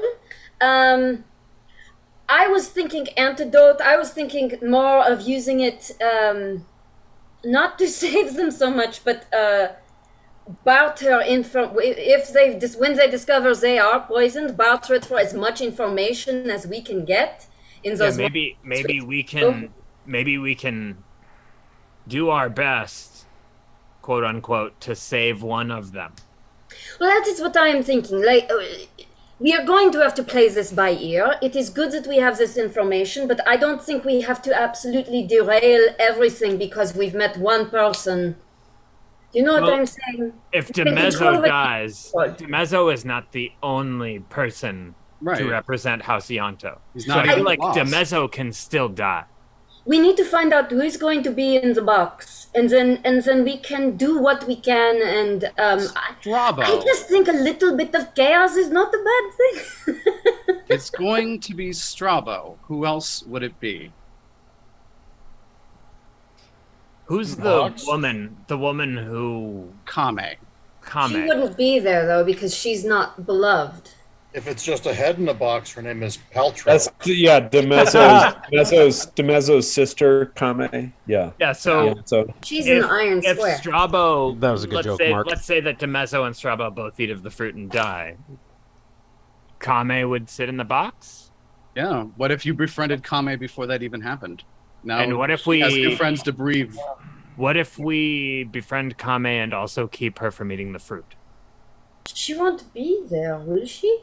I don't know. It's possible. Well, there you have it. If she is there, a choice is made. And fuck her. I don't know if we'll fuck her, Crocus, but I mean, you can try your best. Only if it is ingratiating. This is all happening in meta concert, right? Yeah. No, Ma'ak is staring off into Actually, space I don't like care. Like that's everyone but Crocus is just saying all of it out. Yeah, every so once in a while, like, pure seriously, silence. Like, no, I really, I do need to know, like, what part of this conversation is happening in meta concert. Yeah, like, because honestly, like, I would be fine discussing it openly with this strange Veiled Alliance man, but it's your call. I wouldn't. Like, everything I will have said will have been through Metaconcert. Yeah, I would have too. responded. So I'll just turn. I'll turn to him. I'll bring my wing down and be like, "What if Kame lives? Does this serve the goals of the Veiled Alliance?" Don't ask him. Don't ask him. It doesn't matter what he says. It does. You already asked it. You already asked it. I already asked it, and it does matter. To you. Because he says, I'm not going to try to force your hand. I'm obviously you obviously have plans already.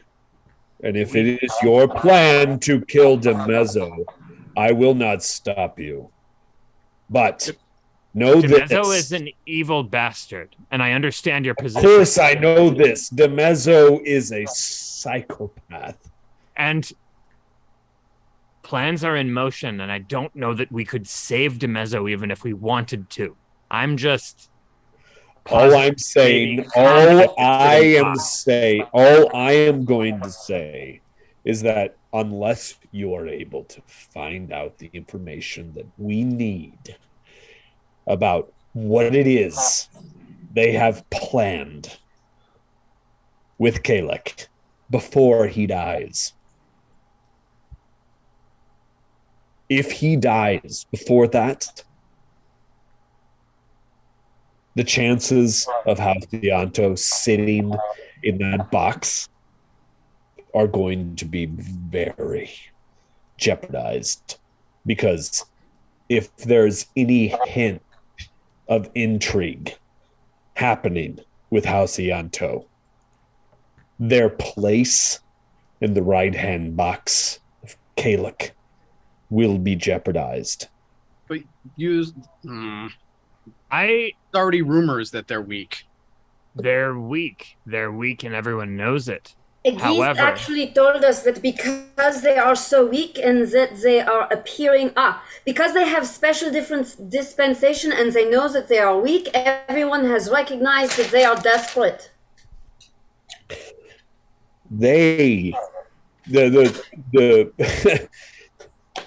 Yeah. What you have to understand.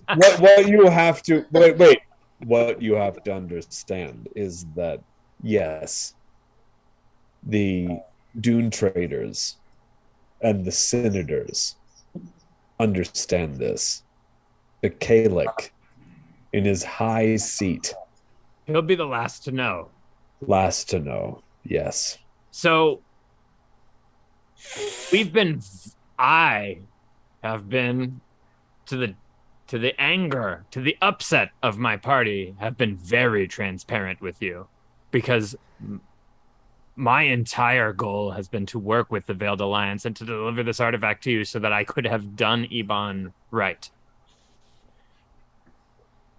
Maybe that's a failing of mine that I'm being so open with you, but I see the future of free action in this world tied to the Veiled Alliance within the city.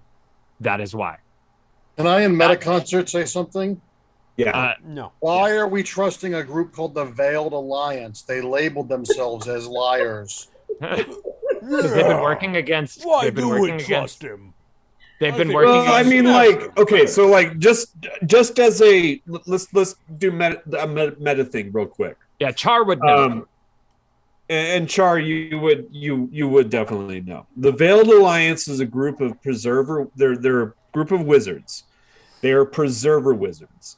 Their entire function is to preserve Athos and restore it to a world of verdant greenness. But they are not. They're MAGA. They're make Athos great again. They want to make Athos great again, because make Athos great again refers to them as conservative fuckholes with a broken philosophy that is based around magical thinking. That's not what they're doing. Yeah, they also despise the Sorcery Kings, who is evil, and we all know it. Wait a minute. Yeah. They're wizards who despise sorcerers. I don't understand. They are preservers. They despise the Sorcerer Kings because let's just discuss basics. Preserver magic versus defiling magic. Yes. Preserver magic is like keeping the earth alive and green. Yeah. Defiling magic is spoiling anything that you can touch so that you can have gains in the moment, but like fucking scorched earth everything around you. Yeah. So if the preserver magic is to make things green, and we are in a dry desert, the preservers aren't doing their job. Preservers are losing. Yeah. It's the Sorcerer Kings won long ago. Yeah, the idea is that like preservers. They're the rebellion. They're the rebellion against. They are the rebellion. The preservers are absolutely Luke Skywalker. Yeah. And why don't they support us poisoning these motherfuckers? Because they don't want to lose an asset in a larger game. Yeah. How valuable is that asset ultimately comparatively? Tell us. I mean, have you seen the Well, asset? It's pretty big. And if this is still in meta concert, if this is still in meta concert, Mark, can you just walk up to him and download this shit into his brain? No. He has refused to connect with me psychically. That's and there's like a chance that if I force it, he'll attack me. And it's basically like mind rape. You know, it's like that would be bad. I mean, Chance gave us a preview of what that would be like when he was mind melded with earlier, and he freaked the fuck out. I don't do that. Like, certainly not to anything that's not like an enemy of our clutch, right? This guy isn't necessarily that. So he's not an enemy. He hasn't. He's not. Well, look, he is in Mark's eyes, representative. he won't give us his name. He won't mind link. Like, that's completely untrustworthy. You want to trust me and you won't even connect with me telepathically? Fuck you, buddy. That's why Moak's like, can we end this conversation? The only he doesn't reason trust this guy. that Geza is having such an open conversation with him is because Geza believes that he is an actual Veiled Alliance. You actually have experience with the Veiled Alliance because of Eban. Right. So, and even more so than Kraukus, because Kraukus, like, you were a pre-initiate. Like, Eban was actually trying to initiate you into the Veiled Alliance. But Kraukus, like, was not there yet. So, Geza, like, you know that the Veiled Alliance, they are the most hunted individuals in Athos. Yeah. And if they are discovered by anyone outside of those groups sympathetic to the Veiled Alliance, they will experience a torment unlike anything you can possibly imagine. And the Veiled Alliance is a rebellion that is so clandestine as to be almost a ghost in this world. So when they reach out to you, they are taking a leap of faith that is it is huge.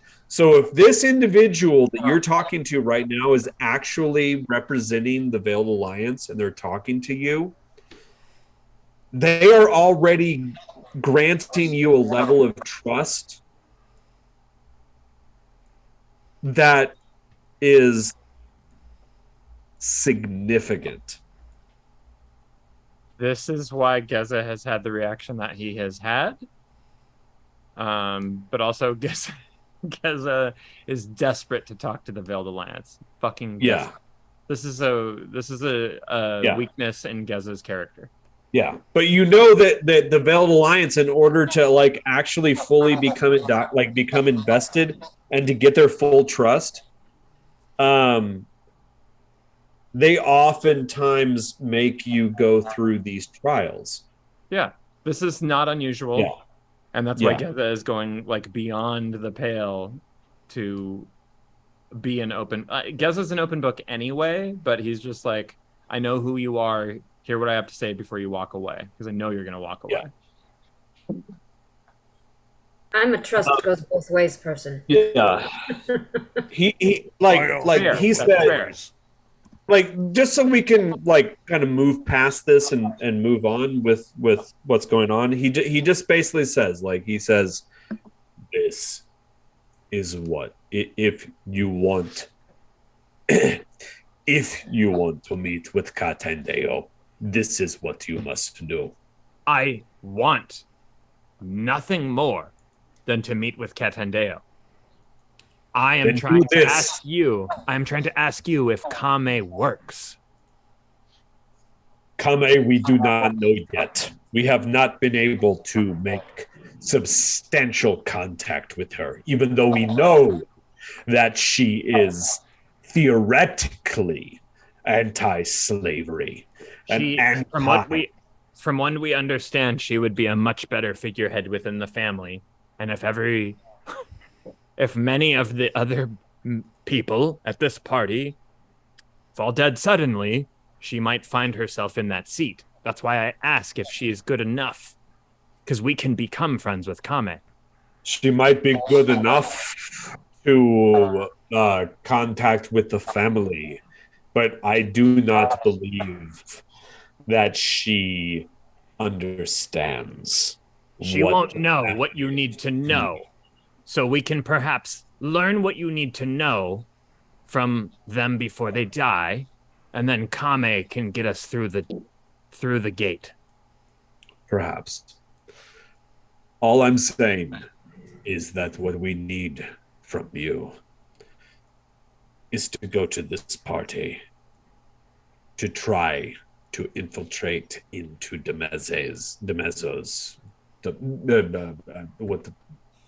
whatever the fuck his name Demezos, is. yes, you had it. Demezos. It's not Demezos, it's DiGiorno. DiGiorno's. Infiltrate into Demezos. Inner circle. And discover what it is. Let me ask you this. Actual plotting. Mystery Man, if you had Demezzo dead to rights, would you save him for this? Of course not. But we need to know what he knows. So we'll know what he knows and then we kill him. We're agreed? As soon as you know what he knows, kill him however you wish. Great. That's what we'll do. How do we contact you after? He says, "Oh, that's simple." And he pulls out from a pouch a handful of agate stones, tiger eye agate stones, polished highly. He says, "Each of you, take one. I will be able to see what you do."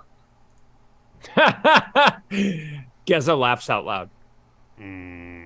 I don't think everyone in my party will do this. And then he grabs one and he says, I will carry it. But no, before you clutch one, he pulls back and he says, "That feather necklace that you wear and the half giant. What about my... It's a watchful eye. And right? I am not concerned with being seen, and I will hold your stone. You can see everything I do. But I don't think everyone in my party will submit to this." Okay. He holds it back out and he says, "If you're fine with being observed on the watchful eye, as I know you and your half giant are, then you will take Explain this." Yourself. What do you mean? Who? I whisper. He pulls it back and he says, "Who's spying on us now?" "Spying? No one is spying on you now. It is dormant. The watchful eye." Wasn't he talking about something around Geza's neck and Crocus, though? What was he talking about? Because you have a necklace that has a feather on it that was given to you by Iban. Yeah, that's my focus. Yeah. He says the necklace with the feather. It's the watchful eye. It was given to him by his Rais Iban, obviously. So Iban used you both to spy without your knowledge. and now we are dealing with his best friend. I feel like this is Katendeo, and if it's not, it's a similar guy. Basically, like, he tells you, like, because he realizes that you obviously don't understand. So what he explains to you is like, oh my God, you obviously don't understand. You're not actually initiates. Like, you and Geza and Crocus were obviously not actually initiates. And he says, I'm sorry to inform you, but your Rais gave you an object called a watchful eye. It no longer functions because it only functions for a few days. But what that feather that you had around your neck did, and he can still see the traces of it, was that feather allowed your Rais Iban to observe you. And not only Iban, but all of the Veiled Alliance in Nibene. It allowed them to observe everything you did. They saw everything. For as long as they were able to observe it. And he says, I was wearing one too. You don't have to worry anymore. Like, they can't see through those feathers. They are dormant now, but he can still see it. He can still see the residual magic left in those feathers. Yes, and the residual character traits of your master or your former Rais. A character trait of wisdom, because ultimately, smart move. I have no problem with that. Yeah. I'm not a man. And so he says, like, these stones are the same thing. These stones that I'm handing you are watchful eyes. They do not allow us to communicate. All they allow us is that I can see what happens to you over the next few days. Mystery man, I am not a man of shame. And Iban knew that about me. Crocus, I don't know how you feel about this, but I am unwavered. He saw everything? I guess so. You're not a shameful individual, Crocus. You would be wise to take these because he says you would be wise to take these. If things go bad at Fortianto, we could come save you. You would do this? It is about 5 days or 8 hours travel. You would travel long distance for us? I'm flattered, mystery man. So he says, the airport. He says some of us can travel much faster. I have no problem with this. If you have a problem with our more secretive members not taking a stone, that's the problem. Those who wish to take it, take it.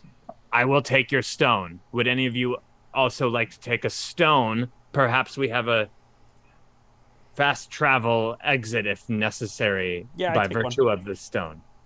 Yeah. Yeah, I take one. Crocus takes one. Weirdly, when you reach out to take the stone, your hand, those who take the stone, your hand grabs the stone and then moves directly through his hand, as if his hand is insubstantial. He's not even fucking there? I'm just gonna be like, you bitch. You're not even here? I mean, kudos. If I could do it, I would. But damn. And at which point he says, I believe we have come to terms. Sure. Who else took a stone? Mark it down on your shit if you did. Yeah, but it's not really there, right? No, the stone is. No, the stone is there. Yeah. So I have an observing stone. That's a neat trick. Yeah. I'm almost tempted to take a stone and leave it at our place so we can see what happens while we are away. Yeah, but we can't use them. Well, it's up to you guys. You guys have to think it out, talk it out. Just who takes a stone? Who takes a stone? Char, are you taking one? Nope. Char does not take a stone. Desi, do you take a stone? No. So we've got Yeza and Crocus take a stone. Mock will take your stones. Can he have yours? Okay. Yeah. Okay, Mock takes the stone. No, I'll take Char and Desi's too. I'll take all three. Oh, so you take no. He doesn't let you take more than one stone. No. You don't trust me? Can I take my stone and immediately give it to Mock? Yeah, just wait till we turn the corner or whatever. If you want to take your stone and you want to give it away afterwards, that's fine. Can't stop you. He's not there. Get him through Meta Concert. I'll say, get him to trust us. Take the stones. We can always chuck him in the river. I personally don't care if he trusts us. I don't trust this. No. I want this conversation to end, and it won't end until he thinks he can trust us. So he'll all right, fine. back on us. I'll take the stone. I'll take a stone. I'll follow that argument. Okay, so you all take a stone. Okay, so you all take a stone. After you take a stone, he says, "We will be in contact." Cool. Once you arrive at House at Fortianto, I think do you guys are what is going to necessary. have. I think you will have an entertaining watch party. Just all of us in a circle. It's gonna be bananas, guaranteed. I know our group, and I know what's happening, and it's gonna be wild. We will watch, and if danger becomes imminent, we will be ready. I'm sure danger will not be far behind us. For Halcyanto, of course. At that point, he says. At that point, he just says, one last, so finally, let me say once again, go to Fortianto. Learn everything that you can from the Ianto family, de Mezzo especially. We must discover why they have been given favor by Kalek, what it is that he is planning. Halcyanto knows something. Do whatever you can to discover this information. It is imperative for the future of not only Tyr, but Athos itself. Can we go now, please? Yes. In Meta Concert or to Ma'ak, however I can talk to Ma'ak. I don't know if that's group text. Meta Concert's up. You're fine. Yeah, I say I don't want to ask about your business without your permission. Do you want to ask him if he knows about Zomort? I don't want to owe this guy anything. Do you? Nah, fuck this guy. We don't owe him anything, but he might know something, and we know that Zomort is coming. All right. In Thrycreen, I will turn to him and say, very well, veiled stranger. We will be your spies in this matter with Halcyanto. We will learn what we can about their associations and what it is that either has brought them to Kalek's pleasure or he is keeping his enemies close. That is also a possibility. In exchange, we would like your assurances, one, that you will come to our aid should our lives become in danger. Two, you will aid us in, if not immediately, eventually, in the us making war on House Ianto and taking over their treasures and their holdings and their lands. They will be ours. And third, I would like to know what your people know about a particularly vile Templar by the name of Zomort. I do not expect your intelligence now, but once we have delivered our intelligence to you, I would like all of these things to be made reciprocal in the name of House Dorada. Do we have an accord? Well, when you say the second thing, there's like a moment where like looks at you a little queer, like a little odd, but then you go on to the next one, and then like he says, yes, we have an accord. Very well, and then I will very proudly display my tiger eye, and I'll just stick it like so he knows that I'll put it on my harness, right? So he can see. Okay, so you guys leave. That conversation lasted a lot longer than I thought it would, and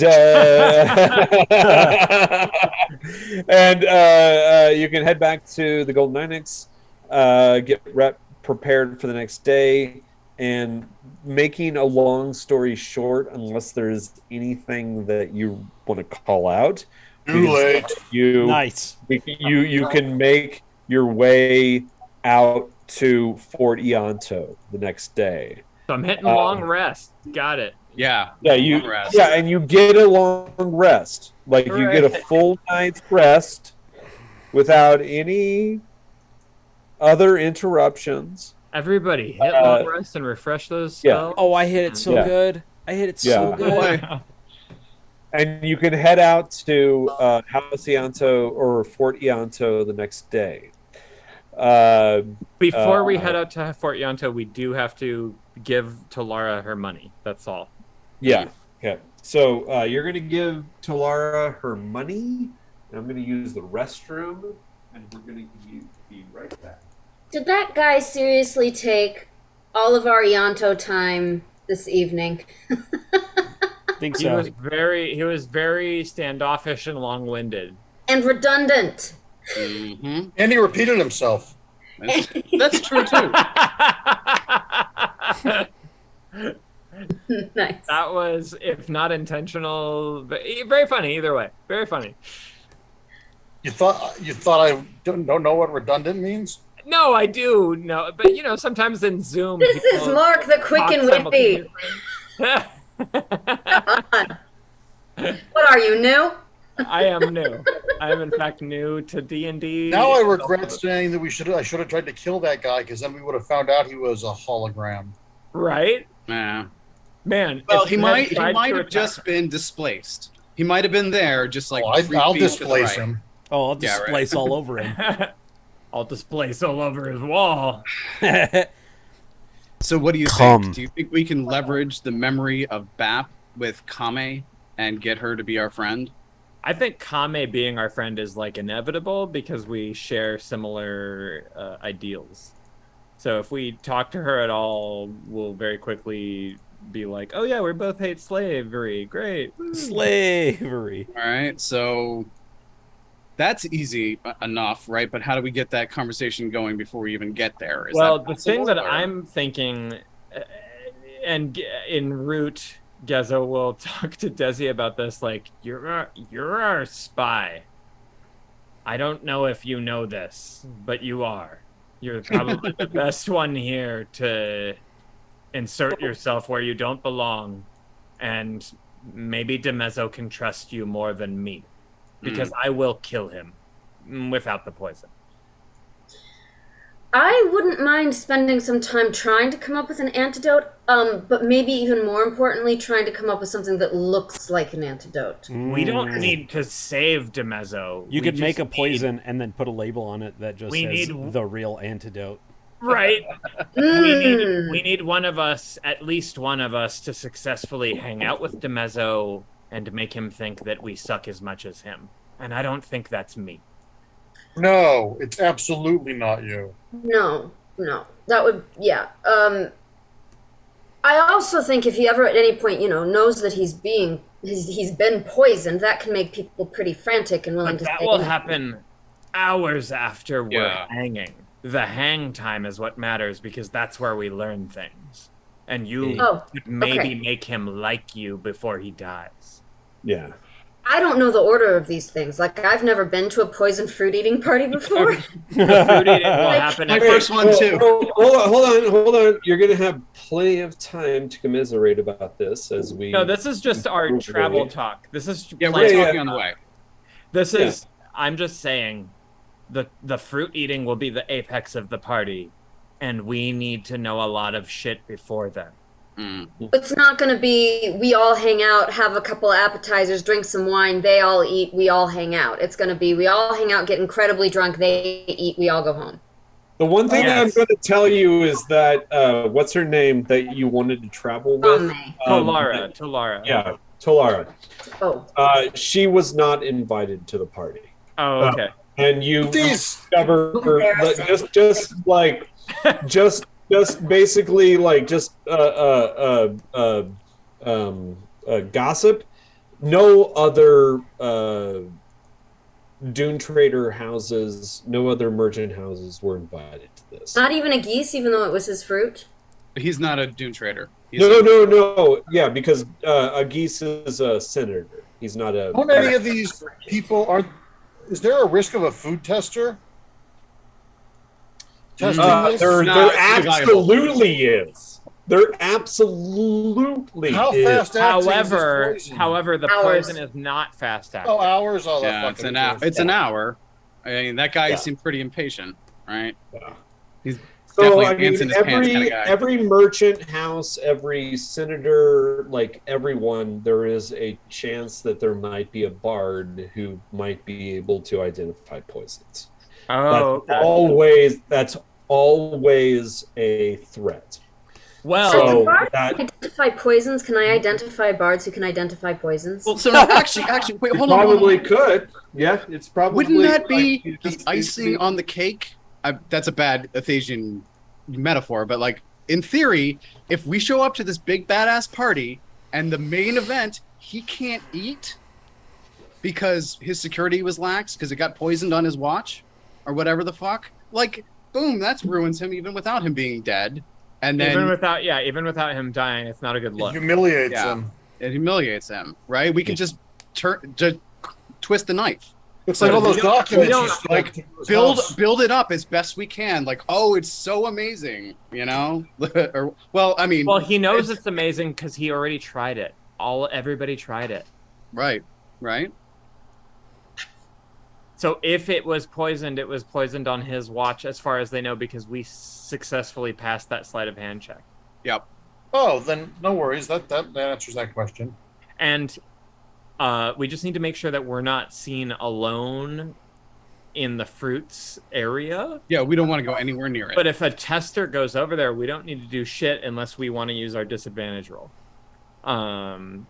to make sure that the poison goes through. We Yeah, don't he do fucks up his anything roll. other than possibly try to make sure that the poison goes through. Okay, that's cool. Yeah. Okay, so you guys but gonna head out to. If we watch for that to happen, we could make sure that one of us is always nearby so they don't accidentally test the fruit while we're not paying attention. Like, that's not bad. But Well- if the fruit has been under lock and key since we gave it to them, I can't imagine that they would want to poke and prod at it since it's so rare and so expensive.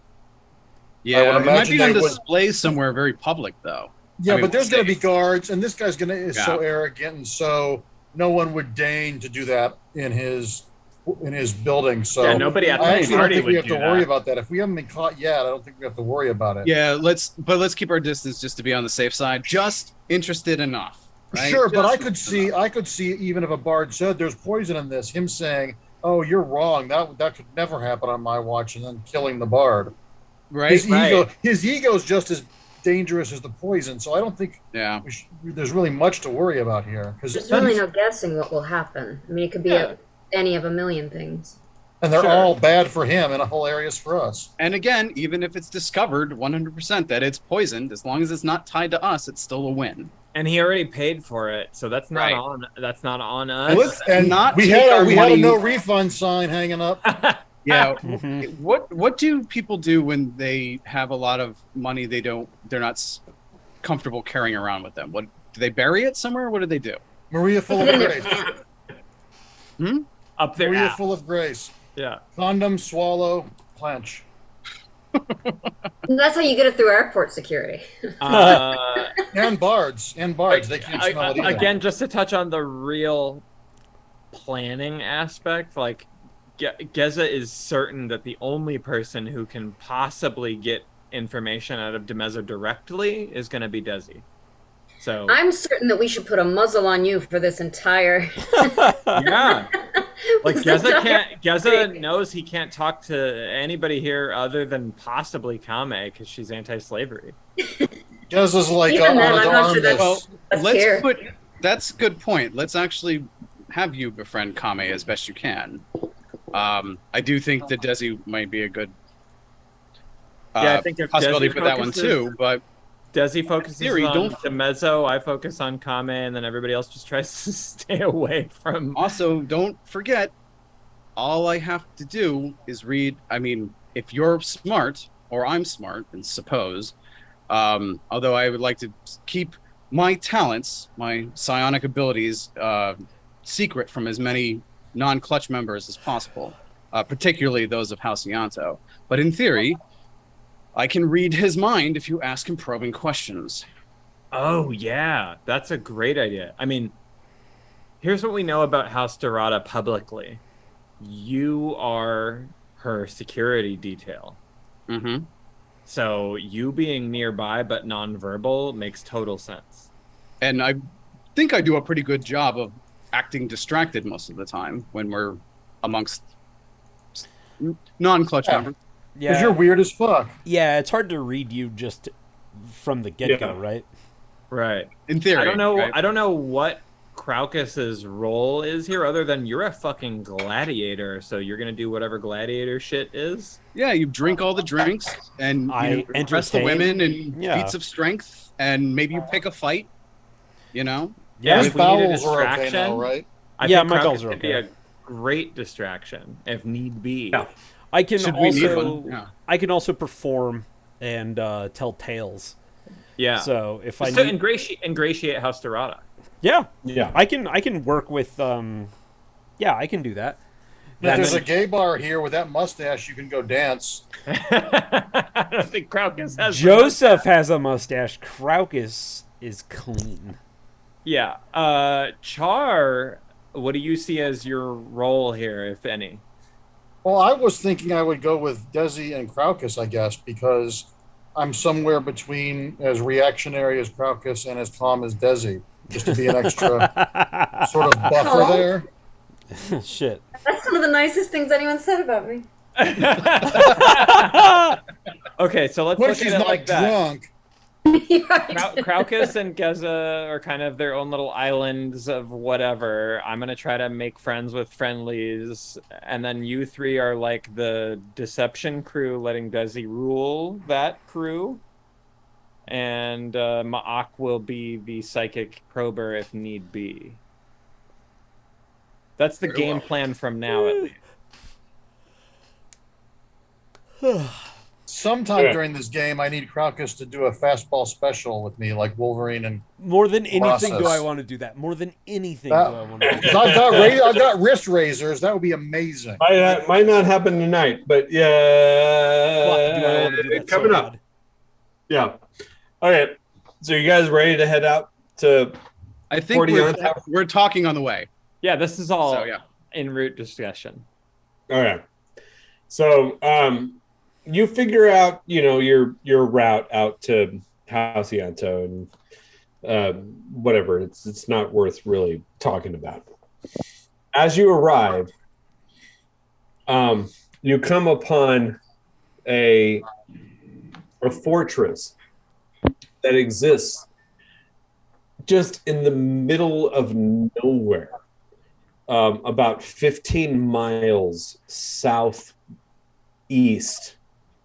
southeast of Tyr, in the plains. And you can see, like, as you approach, you start to rise up and up and up. And then there is a large stony badlands that starts to develop. And atop those badlands, on a rock outcropping, you can see the fort rising above the surrounding sands.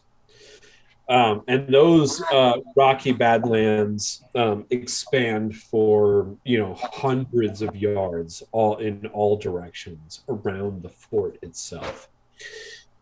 The fort itself is fairly small, at least from a distance. It's a standard type of fort. It's square. It has 4 large towers at each corner. And just outside, as you approach, you start to notice where the main road enters into it. There's a small village built out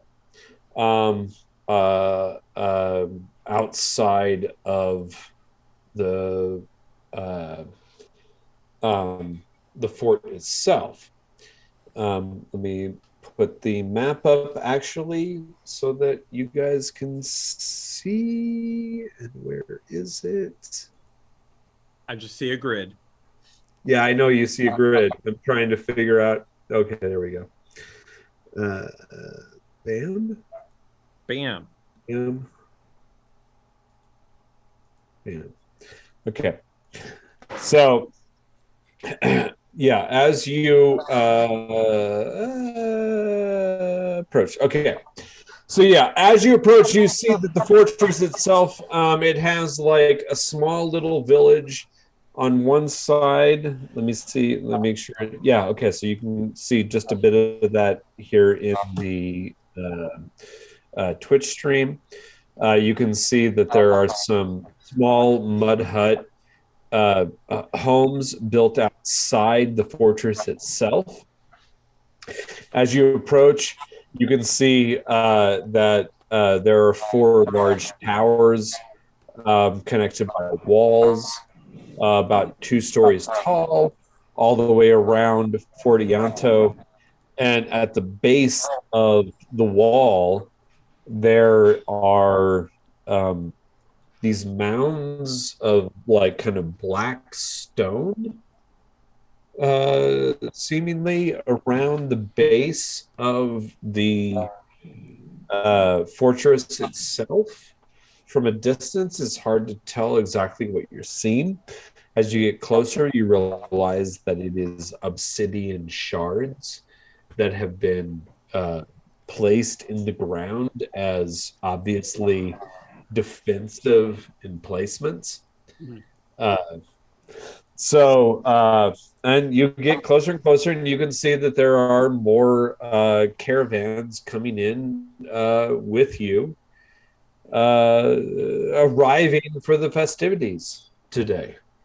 And you basically get in line as you move through the small little village just outside the walls. And you start to enter. So anything you want to do as you approach? Is it made of fanfare there, Geza? What, you want fanfare? I don't know, it might be fun. I mean, I can make sparks and stuff. Let's not bring too much attention to ourselves. I feel like that's appealing in a way. Pal. Maybe we do. I don't know. I don't think it would be a bad idea if we portray ourselves as being House Durata to show off Craucus the Mighty. Yeah, Desi, you and Geza need to announce the presence of all that is winning, all that is power, so all that is Desi, victory. you're the mouth, but I am projecting your voice, and I am giving Craucus background sparks and whatever I can to make his flexing look as mighty as possible. Both of you can stand upon my shoulders, and I will flex as we enter in.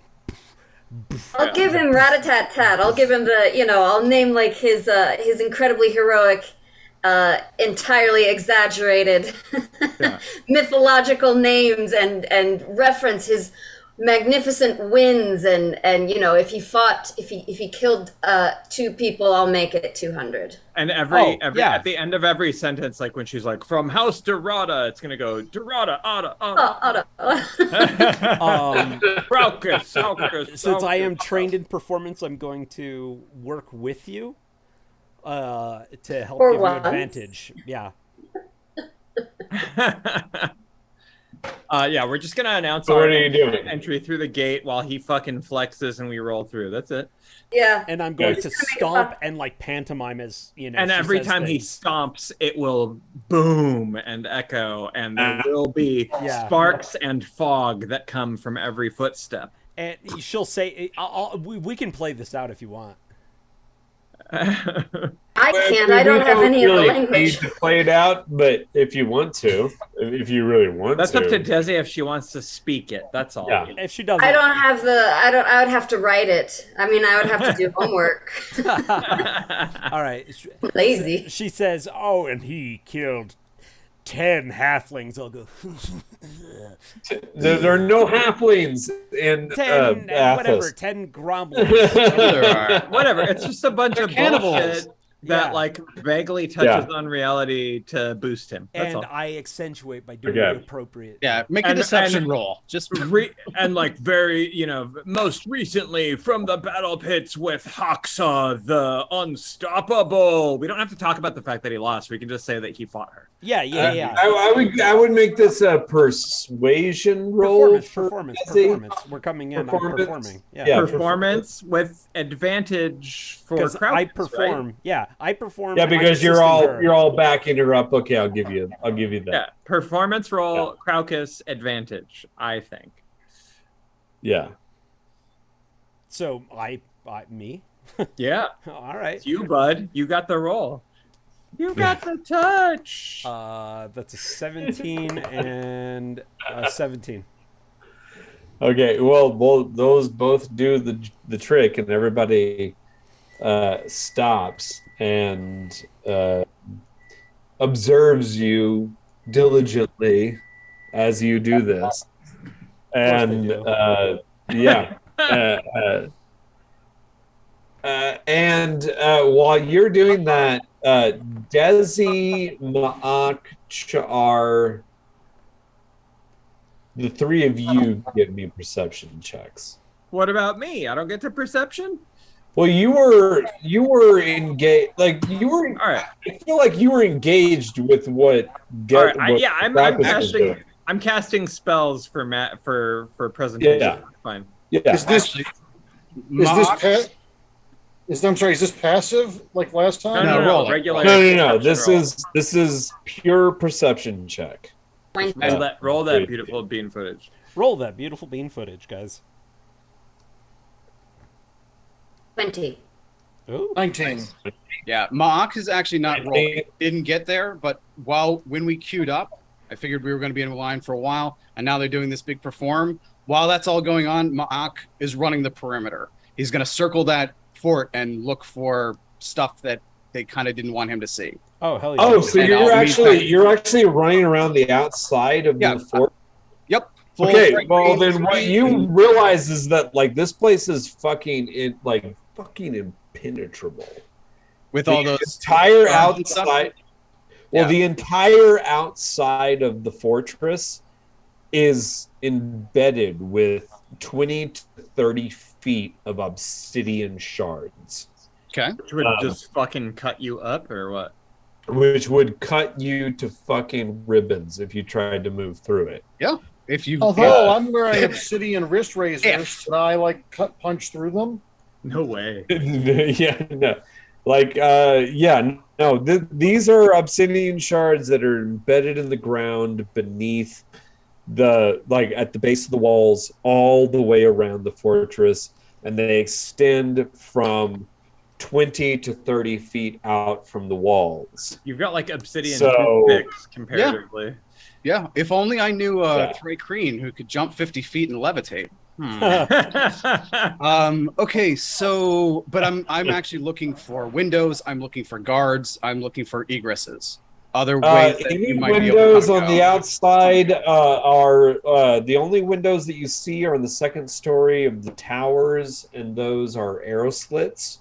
Oh, really? Okay. And then there's the wall itself, and you see guards pacing back and forth all around, dozens of them. Dozens of guards?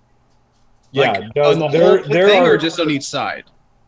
No, like dozens of guards all the way around the perimeter. Do they have torches? What do they see with? Or is it night? Is it not night yet? I think it's day when we get there. Okay, right? when it's yeah, it's still day when you get there, but like they have there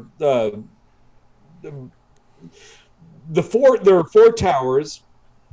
Each tower has a ballista at the top of it, and then the guards themselves have bows, and I mean they're fully outfitted.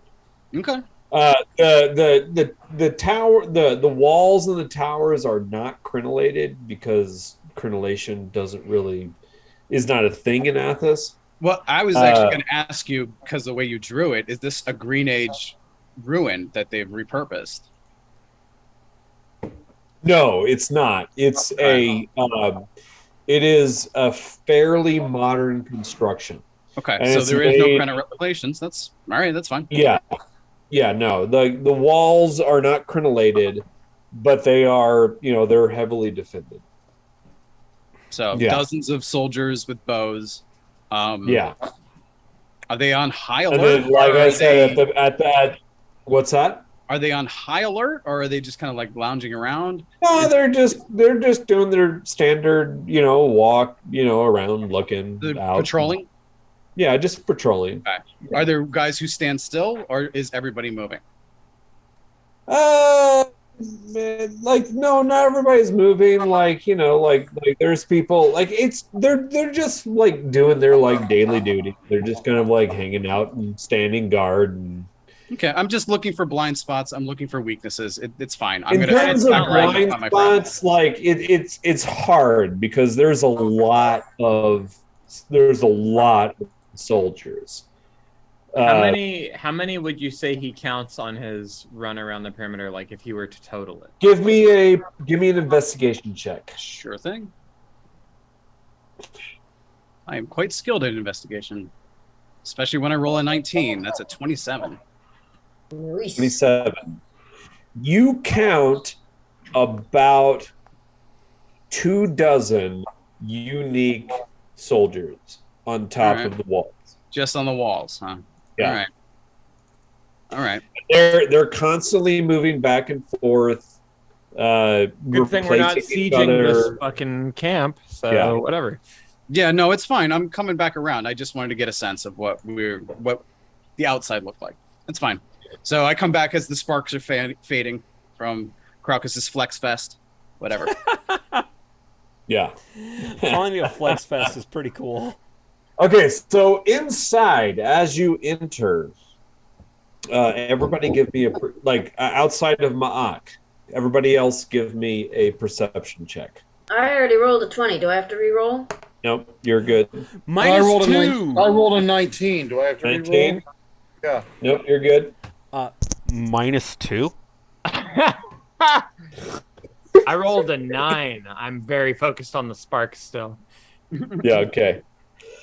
So, Cha'ar and Desi, you recognize a face that darts into a doorway really quickly when you catch eyes with him.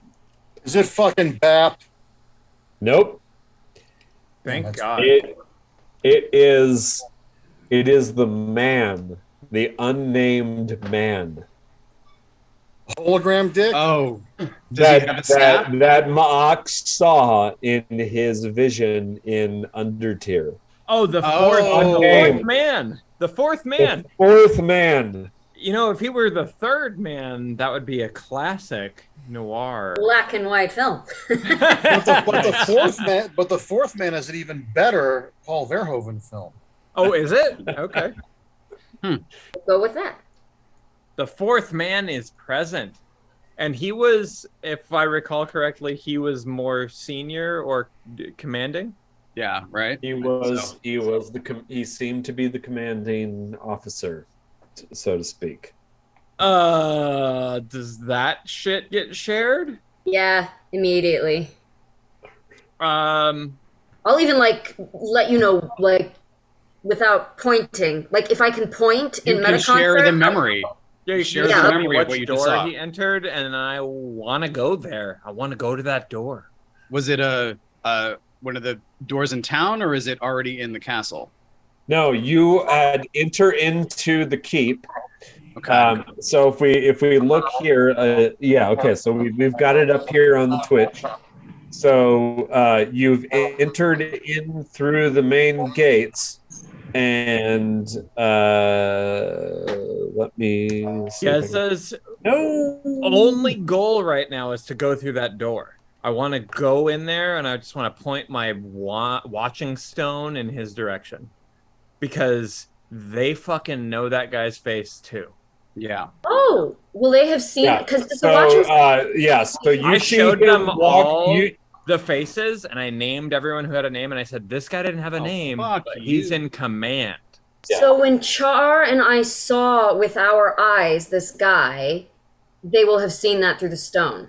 If you're holding your stone and they're looking in the same direction, it's As very you correct. come into, okay, just describe this. As you approach Fort Ianto, you notice that the first thing that you see is that there is the fort itself. It is a very standard kind of four-sided fort. It has 4 towers, walls around the outside. All the way around the outside at the base, as you approach, you see that there is a field of obsidian sherds at the base of the walls, making it more defensible. Outside the walls, as you approach the main gate, there is a small village established. Several, probably about a dozen or so small adobe structures that obviously house the servants for House Leonto. Yeah, farmers. As you enter in through the main gates, you come in and you see that there is a large inner bailey. In the middle is obviously the inner keep. You see it immediately in front of you. There are stairs that lead up into this palatial estate with pillars. The individual that you saw, that you recognized, immediately turned to the left and headed off inside. And I'm going to reveal that now. That's where you saw that motherfucker go into. He went into the outer wall. He's over off to the left. So is If there I can catch up with him and put my tiger eye in his pocket, then we don't have to think about him anymore. We can leave him to the Veiled Alliance and we can focus on what we're doing. Is there an excuse to go into the outer wall? It's up to you. What excuse? I mean, you see lots of people entering and coming and going. Yeah, what's happening over there? Are there refreshments? Does it look like an open air kind of walk around, or there's just a lot of people coming in and entering and being greeted. You yourselves are greeted as you enter, and someone that already door, knows that who door, you are. That door in particular, does it look secured? Does it look different? No, it doesn't look secured, actually. Hell with this. I'm going to jump off Crocus's shoulder, go in there, try to find this guy. Hell yeah. I'm going to put this stone in his pocket. Yes, yes, yes. Okay, so you jump off and you start to move over that way. Meanwhile, the rest of you are there. Mark follows. He's her security, right? He's got to keep up the. Yeah. So I would probably say, don't draw attention to me, don't draw attention to me, don't draw attention to me. All right, stay at Metaconcert, and I'll hang out nearby. Okay. Hey, you don't have to enter through the door, but you can be right outside. Give me it's probably not going anywhere, right? Oh, wait. Hold on. In the middle of nowhere. Desi, give me a deception check. Now I have a question. If I want to use an inspiration bead, can I decide to use it after a poor roll? Yes. I think so. Yeah. Yes. Okay, so I'm just gonna roll deception. There's no numbers on this graphic of my dice, so I don't get to see what it is. It's a 15. It was a 15. So I would add that at the I would give yourself advantage on that. I mean, inspiration. Or inspiration if you can inspire yourself through a little song. Yeah, like I can't advise you on whether or not you want to, because I can't tell you whether you succeed or not. I'm not going to use it. I'm not going to use the inspiration, and I can't bardic inspire myself. I'm not going to use the bead, and I can't. Bardic inspire. Well, if you can, honestly, I could have touched you and said, "Desi, I support you. Put your rock in his pocket, and I will give you a 1d4 bonus." Okay. Take it. 19. Because 19. I'm going to assume that we're working as a team and that you're not going rogue. Well, I said it to you, and then there was a lot of talk, and then I just said, so yeah, you would have had time. Peace be with you, my daughter. What the fuck? Peace be with you as well. It's a 19 now. 19 is better than 15. Okay, so 19 is your what? Deception roll. Deception check. Okay. So,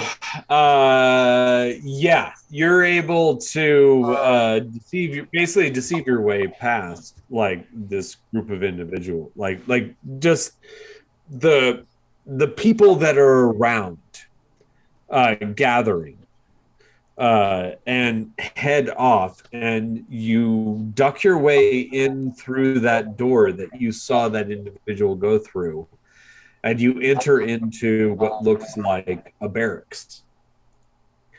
As you do so, you see on the opposite side, like just full opposite side, there's a door that slams shut as you enter into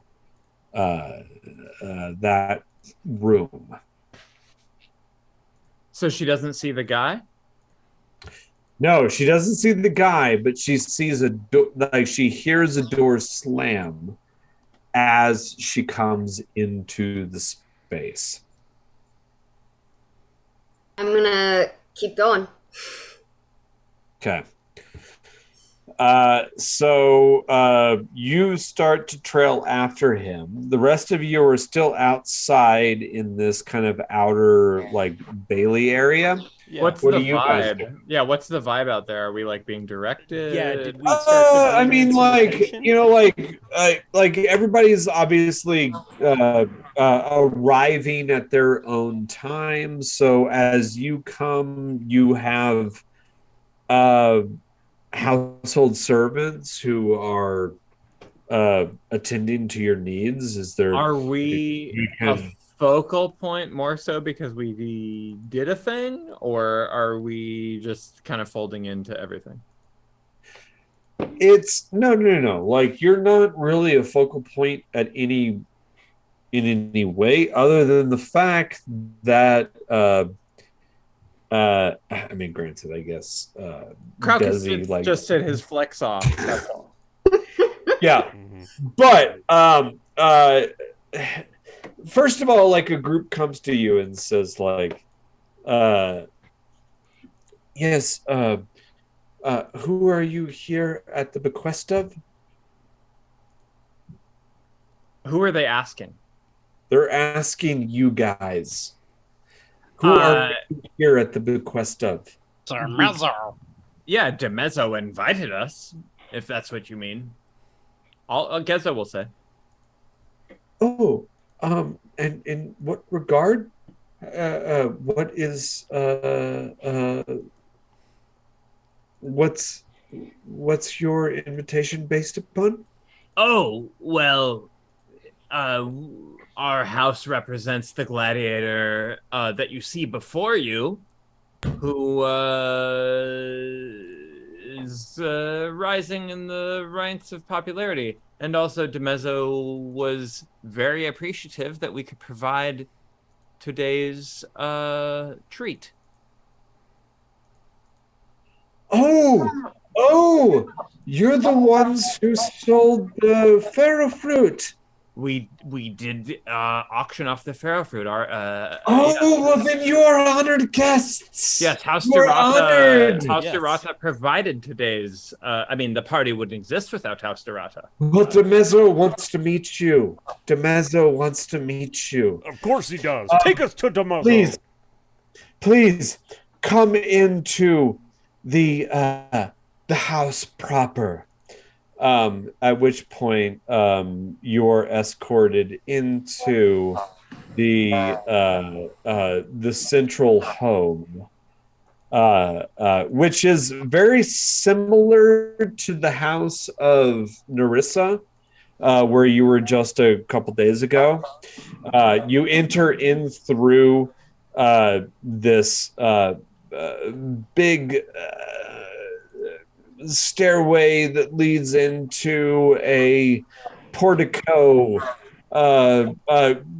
filled with statues and ornaments, and then you're led back through into a inner chamber where there is a pool of fresh water flowing and small chambers off on either side. And the servants tell you, please enjoy yourself. There will be hors d'oeuvres passed around, and DeMezzo very much wants to meet you. Honored guests.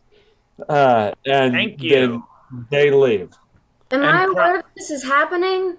No, you're not, because you already fucked off. Yeah, I'm keeping you up. I'm keeping you up to date. So But I was saying, whoa, I might need you as backup. Wait for me. Yeah, Crowcus via Meta Concert is like, Desi, DeMezzo wants to meet us. I don't know if you have a break-off point, but we're in the inner sanctum. And then to Crowcus out loud, I say, buddy, fresh water. I don't know if you're thirsty, but there it is. I am thirsty. I go to guzzling. Yeah.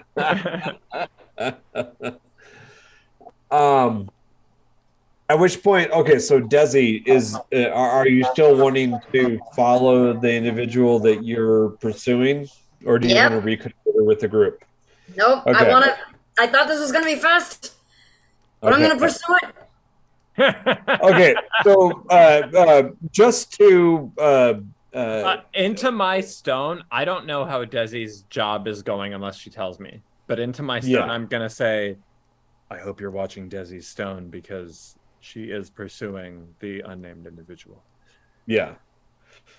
Well, okay, so you follow him up to the second floor. Like there's basically you follow him through into a tower. It goes up to a second story and into a room. And you see him enter into that room. And before you're able to catch up to him, he closes the door and you hear a lock click. So, Jesus. if he's locked, there's a keyhole. Yeah. I will take that stone and put it right up to the keyhole. Okay. Wait, what's this? What are you gonna do? She's gonna hold a the stone to the keyhole. obviously Wait, what do you mean? You're gonna hold a key to a stone to a tiger keyhole? eye, Like in right? what way? The tiger eye that Cadendeo's dude gave us that can Oh, see. I'm gonna peep through the okay. keyhole with that. Duh. Okay. I mean, I thought that's what you wanted me to do. And okay. So you're able. Okay. We'll jump back. We'll jump back to Hold on. that. Nope, wait, Yeah. hold on. How big is the gap between the door and the floor? Huge gap. I got a big old gap. Maybe about a quarter inch. Can I slide this stone underneath the door? How big is the stone? It's got to be like The stone is about an inch in diameter.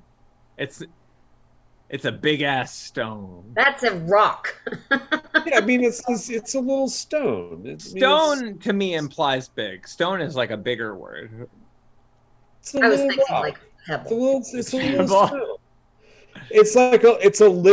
It's a little agate stone, and it's about an inch in diameter at the widest point. Here's the thing, Desi. I don't have any spells that could help you. Even if I was there, I couldn't make you invisible. I can't make you shape change. I can't do any of that shit. Thanks for that. Yeah. Anything else anyone can't do that they would like to let me know? No, I'm teasing. Yeah, so I can't put it under the door. Apparently. No, you can't push it under the door. But what you can't give me a investigation check. My investigation ain't so great. I'm not that smart. No, oh, never mind. I got a +5. +5 is great. That is great. Yeah, that is an incredible. Yeah, that's a really good. I got a 17. 17. You hear the individual say, "They're here. What should I do?" Oh no! What the fuck? This sucks. And from there, like the individual is quiet, obviously listening to a response that is inside their head. Fucked. That's us. We're fucked. Can I put poison on the doorknob? The outside, I guess you could. You could try. You could try. I mean, do you have contact poison as a proficiency? No, but you know what I do have? I got them ski vulture feathers from. She just feathers on it. I mean, that might just be his spite because it may not do them any harm, but it'll stink like hell. Yeah, you're like, I'm just upset with you right now. And I want to put a raw fish, and they're great. I'm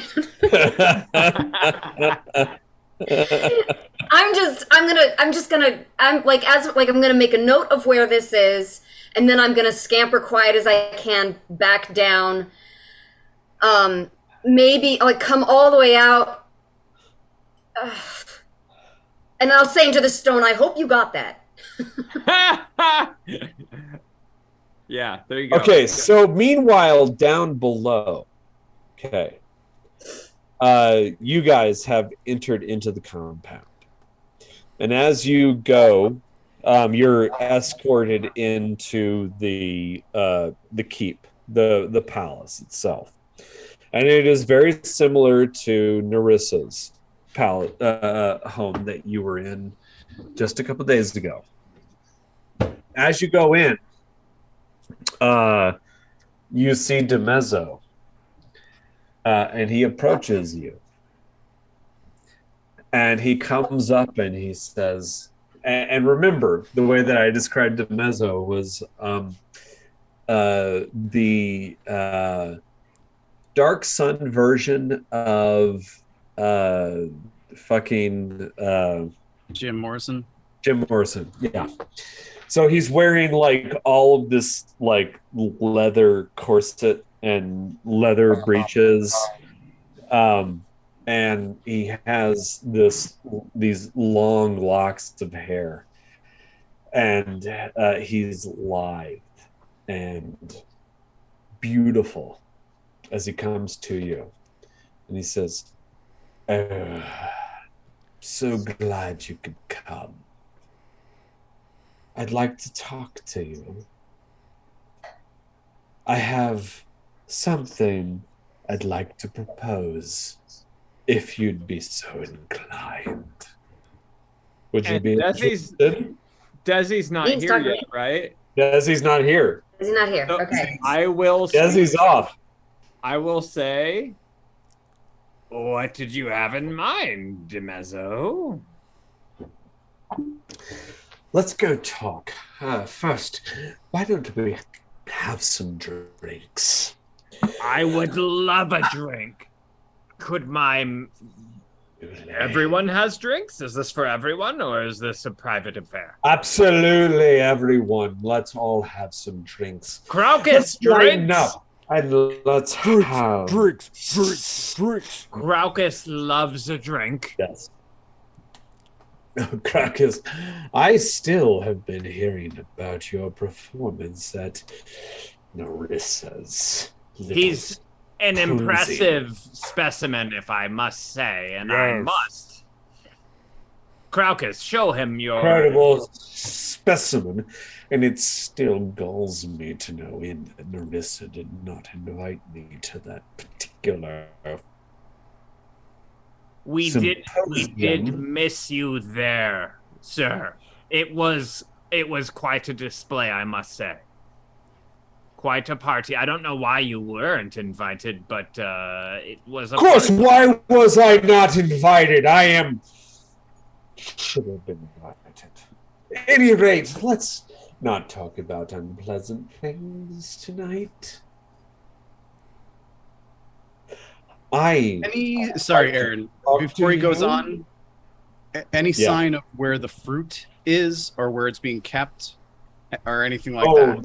No. Okay, Yeah. that's fine.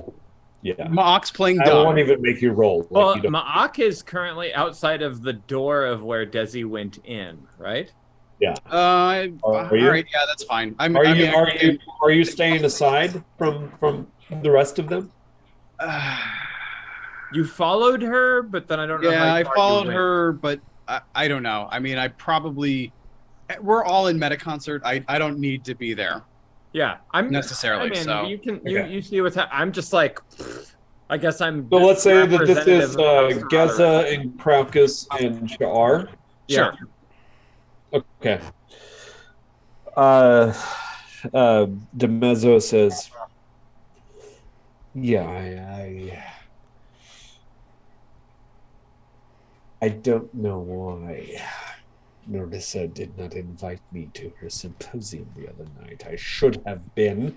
You're one of the larger houses in the city. Why do you think? Of course I am. Why do you think Why would she deign to not invite you? She's jealous.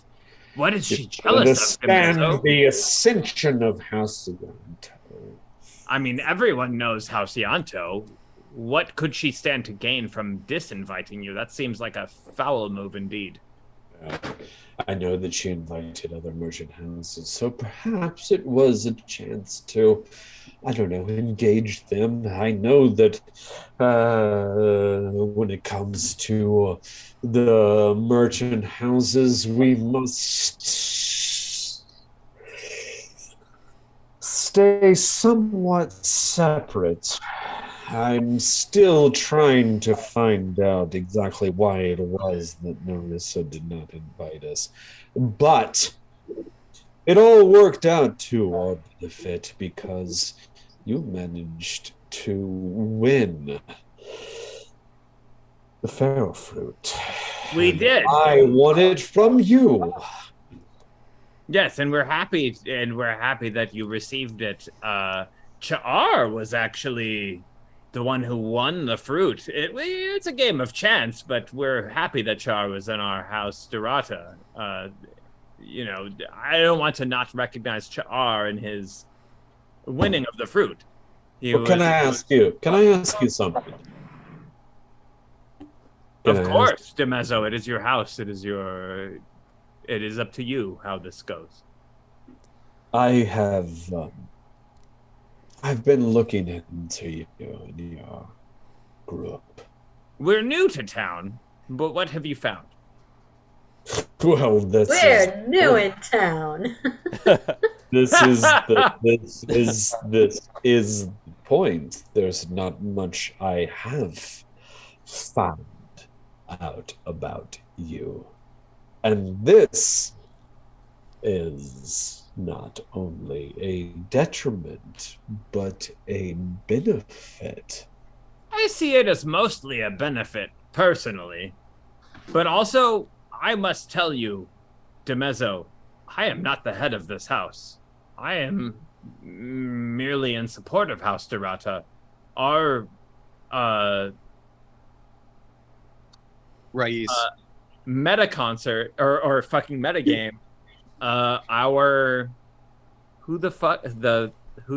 I refer to the person who heads our house? Our daddy. Matriarch?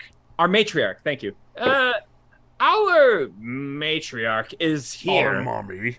She is, I think she's using the facilities, but she should be here shortly. I am merely a representative of Desi's, so please don't let me oversell my own importance. But House Dorata is new and excited to be in collaboration with your house, Demezzo. Thank you very much for inviting us tonight. What is House Dorata's business? It's multifaceted, I can tell you that. Desi is our matriarch, and she has the foresight to diversify her portfolio. So, as you may have seen when we entered, we did sell Craucus's prowess on entry because he is one of our prime exports. He is a fierce gladiator, and that is why we were at Nerissa's in the first place. But, you know, we trade in other formats as well. Oh, I learned more than this. I know that you've come from the wastes. We travel from far and diverse landscapes, it's true. Desi is smart enough to, again, bring from anywhere she sees value.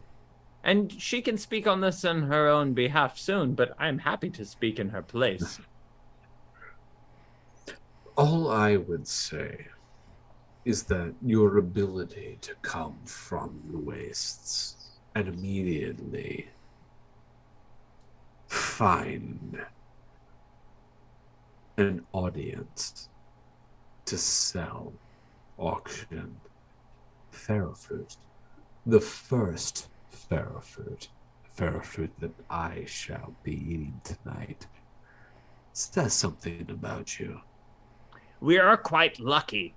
It should be recognized. Because, really, this pharaoh fruit came from a game of chance, as you probably know. House Agis provided this pharaoh fruit to a game which could not have been won through skill. Again. Of course. So I know Agis Sebasticles. He is a... How should I say this politely? Don't be polite on our account. Yes, you don't have to be polite on our account. We are newcomers. Fine. You are old hat. He's a stuffed shirt cunt. Oh, yes, his shirt You is know, full. he did leave the party early. He left the fruit and left himself.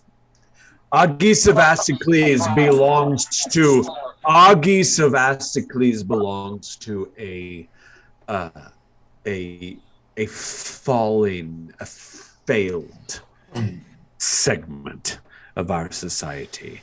He belongs to an old group, senators, old money. The age of Athos belongs to the merchant class, to the dune traders, to us, like Ianto. It is time for the old money to die and the new wealth to come into place. It does seem that Ianto is invited into an inner quorum with the Sorcerer King that Astocles is not. So I want to believe your estimation.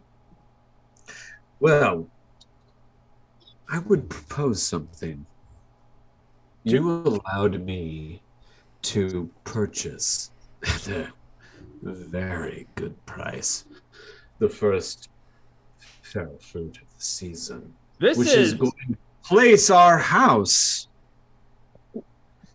in a very good position this year. House Derata is happy that you are satisfied with your purchase, but to be clear, this is fair market. We put it up for auction and you won. Of course, but the way that it worked in our favor. And congratulations.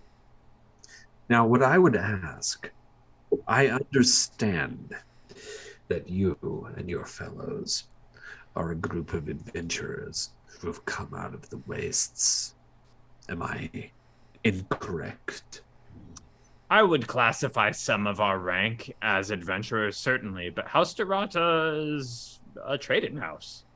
Would you like to make more money? Would you like to make more gold? Who would not accept such an offer? Would you be so inclined as to investigate certain situations that we have found ourselves within and perhaps situate yourself in a place where you find yourself at the right hand of Kalek? Certainly we would love to be in Kalek's favor. What do you have in mind? Well, if you would be so interested, we're looking for someone to investigate a particular situation that we have found ourselves in that is not so advantageous to the house of Ianto. I want to metagame. I want to call for a timeline. Because eventually Geza is going to have to roll a deception check, and he has a disadvantage on deception. And I want Desi to come in. Okay. So what's our timeline on Desi? Okay, so in terms of timeline, okay, let's jump back to Desi. So Desi, you have been pursuing this individual. You move towards them as they headed off into the building to the side. The individual that you recognized. I guess for meta concert purposes, the moment that DeMezzo enters, Geza will call out to Desi like, I can't trick him. I need you. I would just say, be your sweet and honest self, but tell him nothing about us. But I also, I followed him up to the door, put the rock to the door, and then I just came right back out and down when I realized that was a dead end. So okay. I thought I would have probably been there already. Okay, so you reconnoitered with the rest of the group. Okay. Yeah. It's fine. Or we can say I get there now. Yeah, we show up together then. Because I we've was had a waiting for good you. long talk where I buttered his ass up really good, but the moment that lying starts to happen, like Geza's in trouble. Yeah. Okay. So you reconnoiter. So everybody, like, basically is the idea that everybody is with Geza with Demezzo at this point. Char, I think- Craucus, and I are all together. Yeah. And Ma'ak and Desi have just arrived. Yeah, that's fine. Okay. The moment that Desi arrives, Geza will be like, allow me to pass off communication to Desi, who is the true house leader.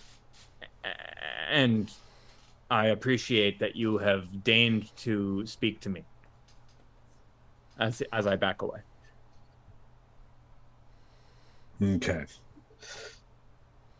So, Also, we lose Mark in like 7 minutes.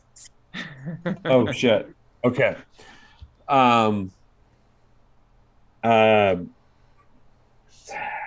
Fuck.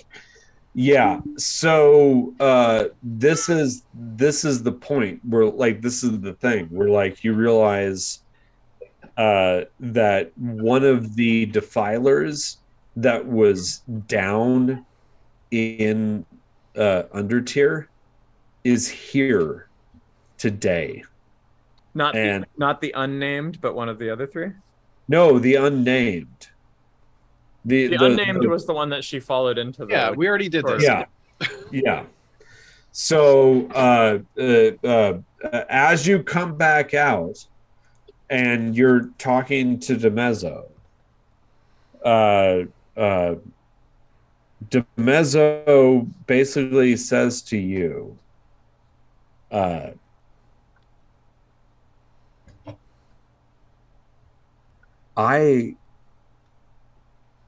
I could employ you and make you fabulously wealthy. Recently,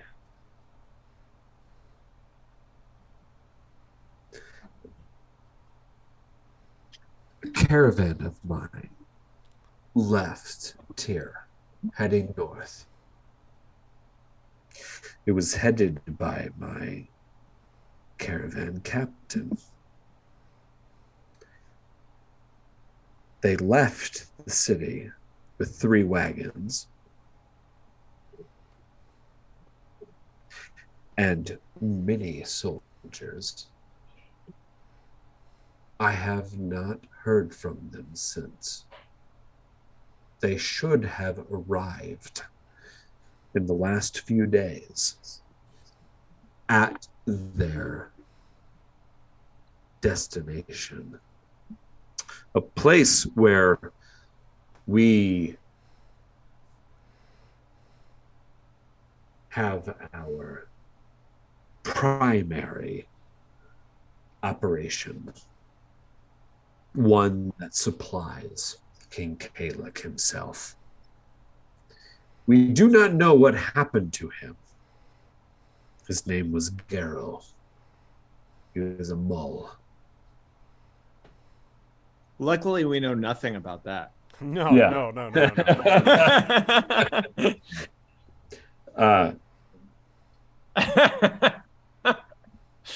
But he was heading towards a place where one of our most important operations is undertaken. We need someone who can escort one of our representatives to find out exactly what has happened, because we should have already heard back from him by now. If you can escort my representative, this would place you in a very good position with Hasiantos.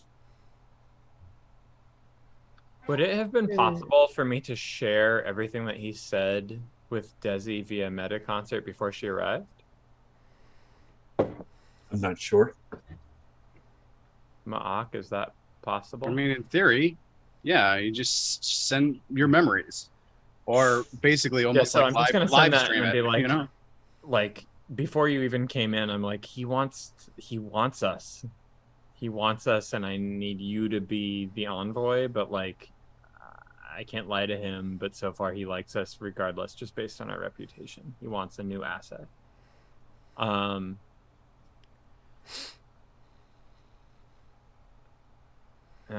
we there, Aaron? Have we arrived? Yeah, you're there. I mean, you're there. I mean, like any of All the right, stuff so that you get. great. Yeah. What do you want to say to this guy? Well, first of all, it's very nice to meet you. Thank you so much for having us. I am Desi. I think you have come to the right people.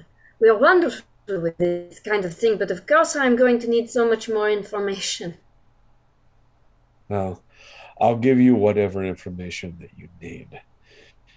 Oh, that's Garrow wonderful to left hear. Because several I days find ago. Go ahead. No, sorry, 7 days ago. Yes. You were saying? You were saying 7 days ago. I said many days ago. Oh, many. My caravan captain, Garrow, left, heading out of the city. He was going north with a caravan of 3 wagons, and I think it was perhaps about 30 soldiers. They were lost in the deserts north.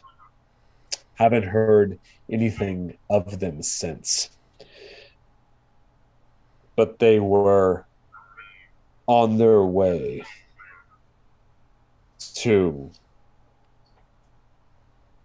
Yes, this operations that you have up north, it is very important, and you want us to take a representative with us safely across the dunes to figure out what happened.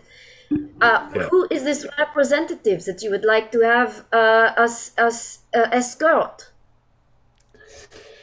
It's one of our foremen. They oversee our silk operations. We need somebody who can escort them north, find out what happened to Garrow and the caravan, and discover what has become of our silk operation in the Badlands. If you can do this, and come back with adequate information, perhaps we can have more work for you. Deeper work. Desi, dig deeper into the relationship with Kalik, however you can. Of course, we can do this for you. We are. Oh, hold on. Let me check. Meta, is this knowledge that they're getting this dispensation? Is that public knowledge, or is that insider knowledge? Or is that something we should not know? It's fairly public We should at this know. point. Well, We should at this point, it's like rumor, it's public rumor, right? It's like Hollywood Reporter rumor. Okay, all so right. I would say, Yeah. of course, we can do this for you. We are very interested in having a relationship with House Yanto. You are now of such magnitude, we could not ask for better patrons. After all, I have heard that you are getting. I congratulate you on your special dispensation from Gaelic. I would love to know your secret. Yes. Well, yes. And he looks at you. Give me a charisma check. I'll give you advantage on that. Thank you for the advantage. Okay, so charisma. That's just my. Is that? Oh no, that's a saving throw. So that would be up here. Okay. It would just be a regular charisma roll plus. Yeah. On the top, right? Yeah. The thing on the top. Charisma and then another charisma. Come on now. Which I suck at. Oh, so that was 11. Let's roll it again. Please do. Oh, God. Can I get...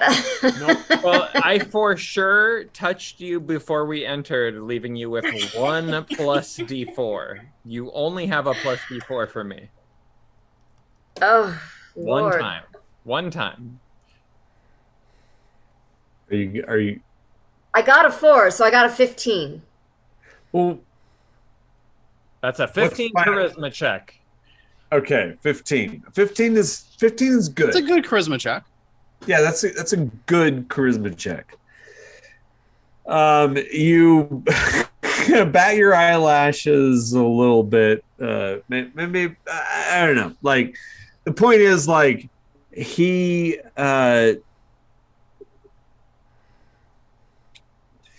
somewhat enamored of you as you ask him these questions.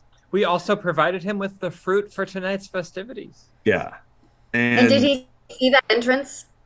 Yeah. And so and again, what was the question? What's the specific question you're asking? We would love to know your secrets as to your dispensation. Yeah. Yeah, I said I've heard about your disposition. I would love to know your secret. He says, "Oh, well, that will come in time, my beauty."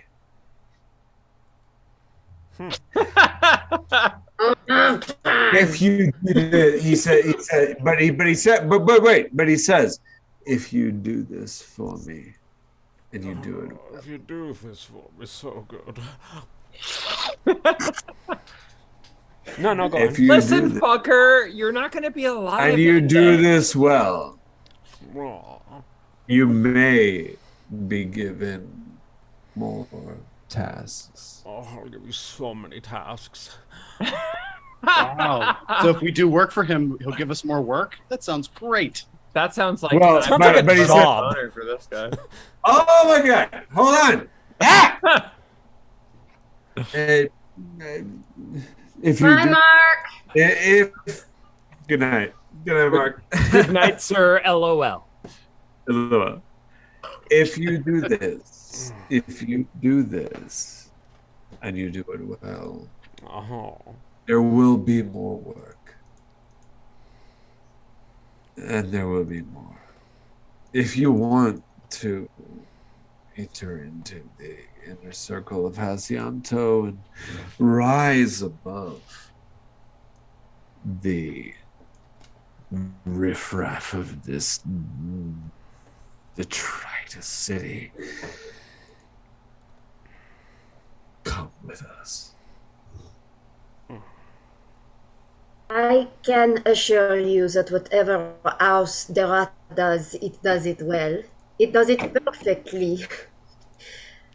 I'm quite certain that you have more dispensations that you could offer us tonight. There must surely be work. There must surely be work to be done before the celebrations. Dorata would be more than happy to be the house that helps you prepare. Tell me what we can do for you. There's certainly work.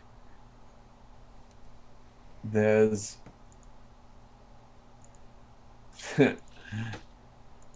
certainly more work to be done.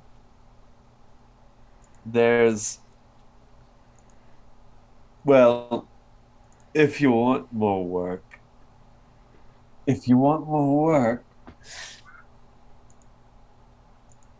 do what I do. Just find out. Yes, find out. Ask him if his guide is here tonight. Can we meet the person we need to take there? I'm dying to hear the end of this sentence. Right? Find out. He's already fucking drunk. and he's like on this like he's in this mentality, like he's in this mindset. He says, oh yes, uh, okay, well, wait, what are you trying to get out of it? So what are you trying to what are you trying to get out of him? A bigger job, more important work. What does he really need? Well, no, what I really want to get out of him is work pertaining to the upcoming festivities so I can get a bead. I want to get in on what's between him and Kalik. Right. I want to drive it towards the festivities. Also, I would make a point of saying if there's anything we can do for you tonight even, to gain trust, anything to like move this along, because I know he's going to die. Right. Okay. And also just be super fucking ingratiating and sort of like toady-y, and a sympathetic ear. But also, I would love to work that angle that's a little bit like, if I see something that's like a little bit off, to just do that like, oh, your wine is not as nice as I thought it would be. Oh, it's nice material, but it's not silk. You know, just like that little thing that's like, you still got to impress me, even though I will do anything I will. Are you impressive enough for me to toady to you as much as I am? Do you deserve it? Yeah. You're trying to, oh man. Honestly, I this is a distraction, but I just want to know, like, what does Craucus do in this scenario? Like, what is Craucus's... Because Craucus is a force, and what does Craucus do when this shit is happening around him? I want to know that. I'm just curious.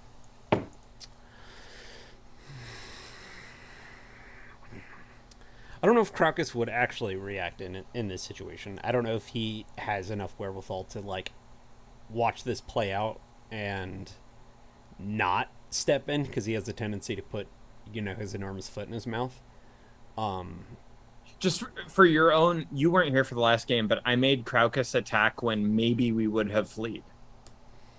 Because I was like, Craucus would fucking throw a rock at this thing. Like, I was just like, Craucus is just going to do what Craucus is going to do. So, yeah. Giving you that levity.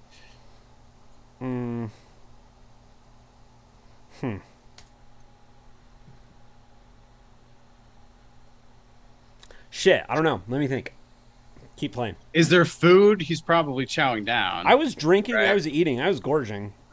That's what I was doing. Neg hit. That's what it's called. Yeah, I'm just putting it out there because I know that Craucus is one of the most non-strategic things that can happen at any time. Mm-hmm. I act and I don't really think. Yeah. He's the chaos element. Right. I am the Charlie. I am Charlie. I am the wild card. All right, just putting that out there. All right, continue.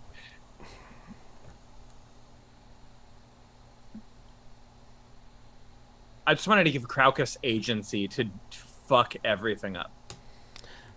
Nah, it's too late. Yeah, or too early. No, I gotta get up super early. Okay, so in terms of the way that DeMezzo reacts to all of this, DeMezzo basically says,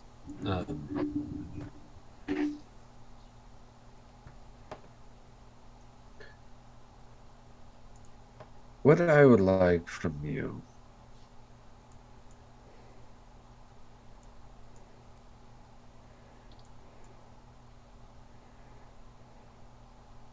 my caravan captain, Gero, headed out into the waste a few days ago.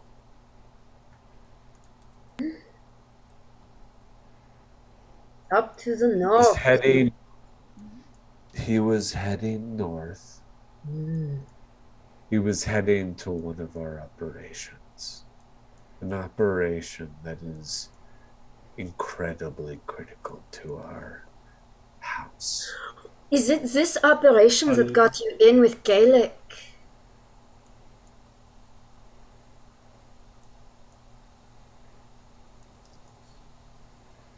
He okay, he ignores what you said to him. Like the narcissist that he is, and he continues on. He just pauses for a moment. He looks at you intently. And then he moves on and he says,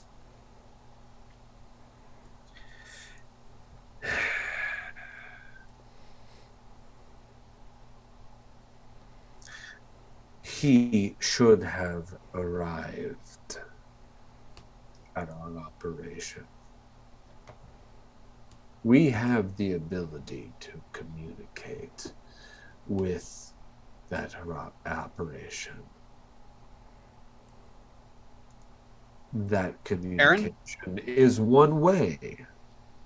Aaron, I am reading his mind. I am reading his mind now. He doesn't get a saving throw. I get his surface thoughts.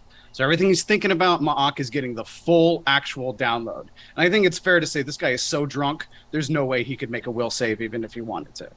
Okay. So I might go deeper, but for now, I'm like, we're done. This is what I'll do. I will. 5 times. So what actually is he thinking?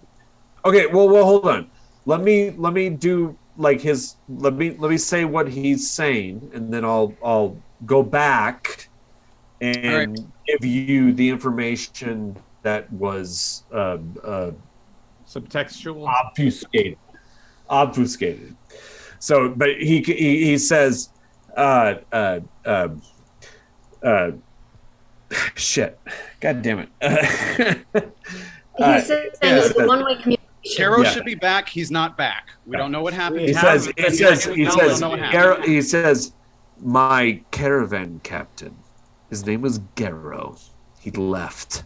He should have been to our operation by now.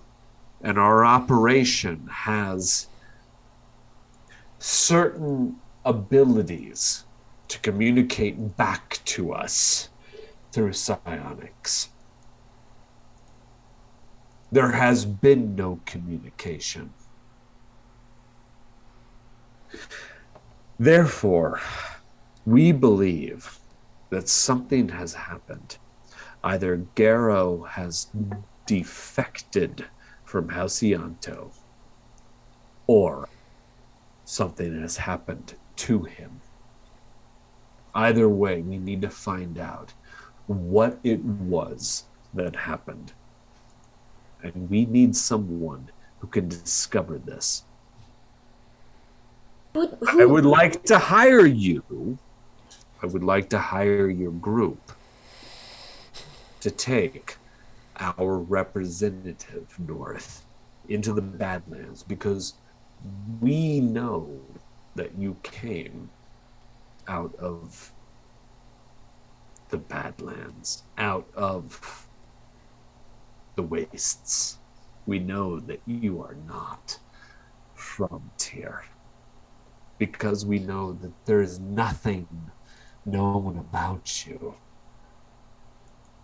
And because we know that there is nothing known about you, we know that you must have come out of the wastes.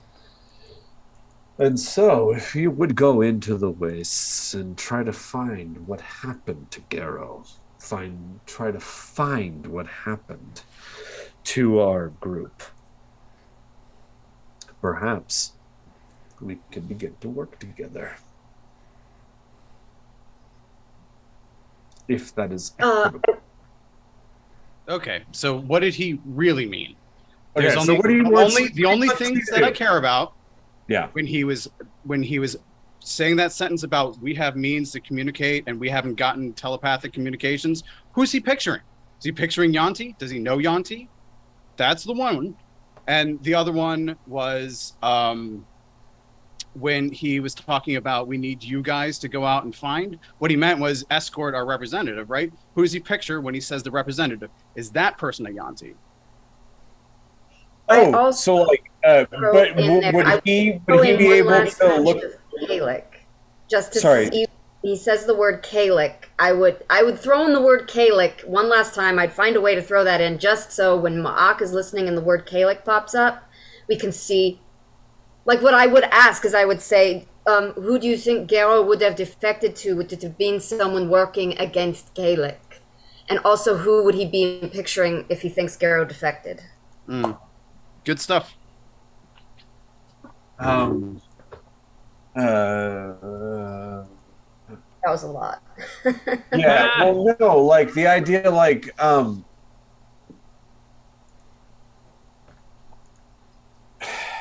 okay, Rob. I mean, in theory, like, we should get everything from this dude.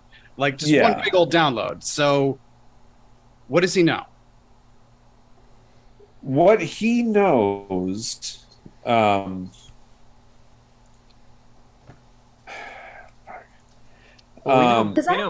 We know more than him in a lot of respects. But what don't we know? But also, would Ma'ak have been listening when I complimented him on getting the dispensation from Kalik and asked him, I'd love to know your secrets? Right. I mean, would've- technically, he would've I didn't thought say of I something. was when you were saying that stuff. But I mean, I hey, didn't. this is what I say, guys. If Demezzo is repeating himself, so can I. Yeah, fair enough. I Fair can enough. just keep saying over and over again. That's fair. Yeah, but like you're Yeah. just like, man, Kalik loves you. I'd love to know why he loves you. Yeah, I just did that I over. want to be loved by Kalik. Oh, what a treat! What a delight! What's your secret? Yeah, how could you? Yeah. Can I get in on that? yeah. And Oh, what man. a Okay. powerful feeling it must be. Ooh, ooh, ooh.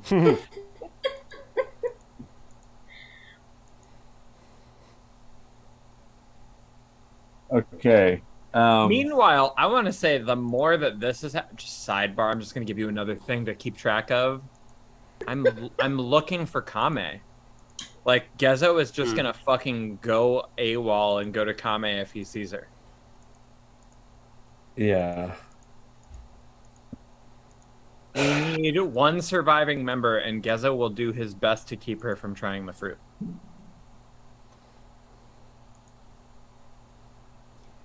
Okay.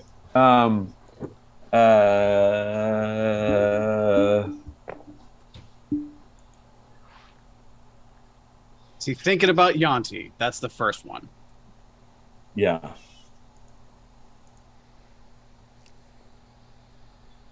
Okay. Shit. Okay, hold on, guys. I'm. Do you wanna think about it and we can? Yeah. Do you want to call it and have 2 weeks to think about it? I think I need to call this and think about all of these points. Well, let's write it. Figure Let's write out- them down. Let's write Yeah. down what the questions are. The questions are: does Geza find Kame? Yeah. Yeah. Let's write these. Let's write these down because like these are all like, ooh, man, these are big points that are going to shape the future of this game. And does Demezzo think of what are they called? The Yanti? The Yanti.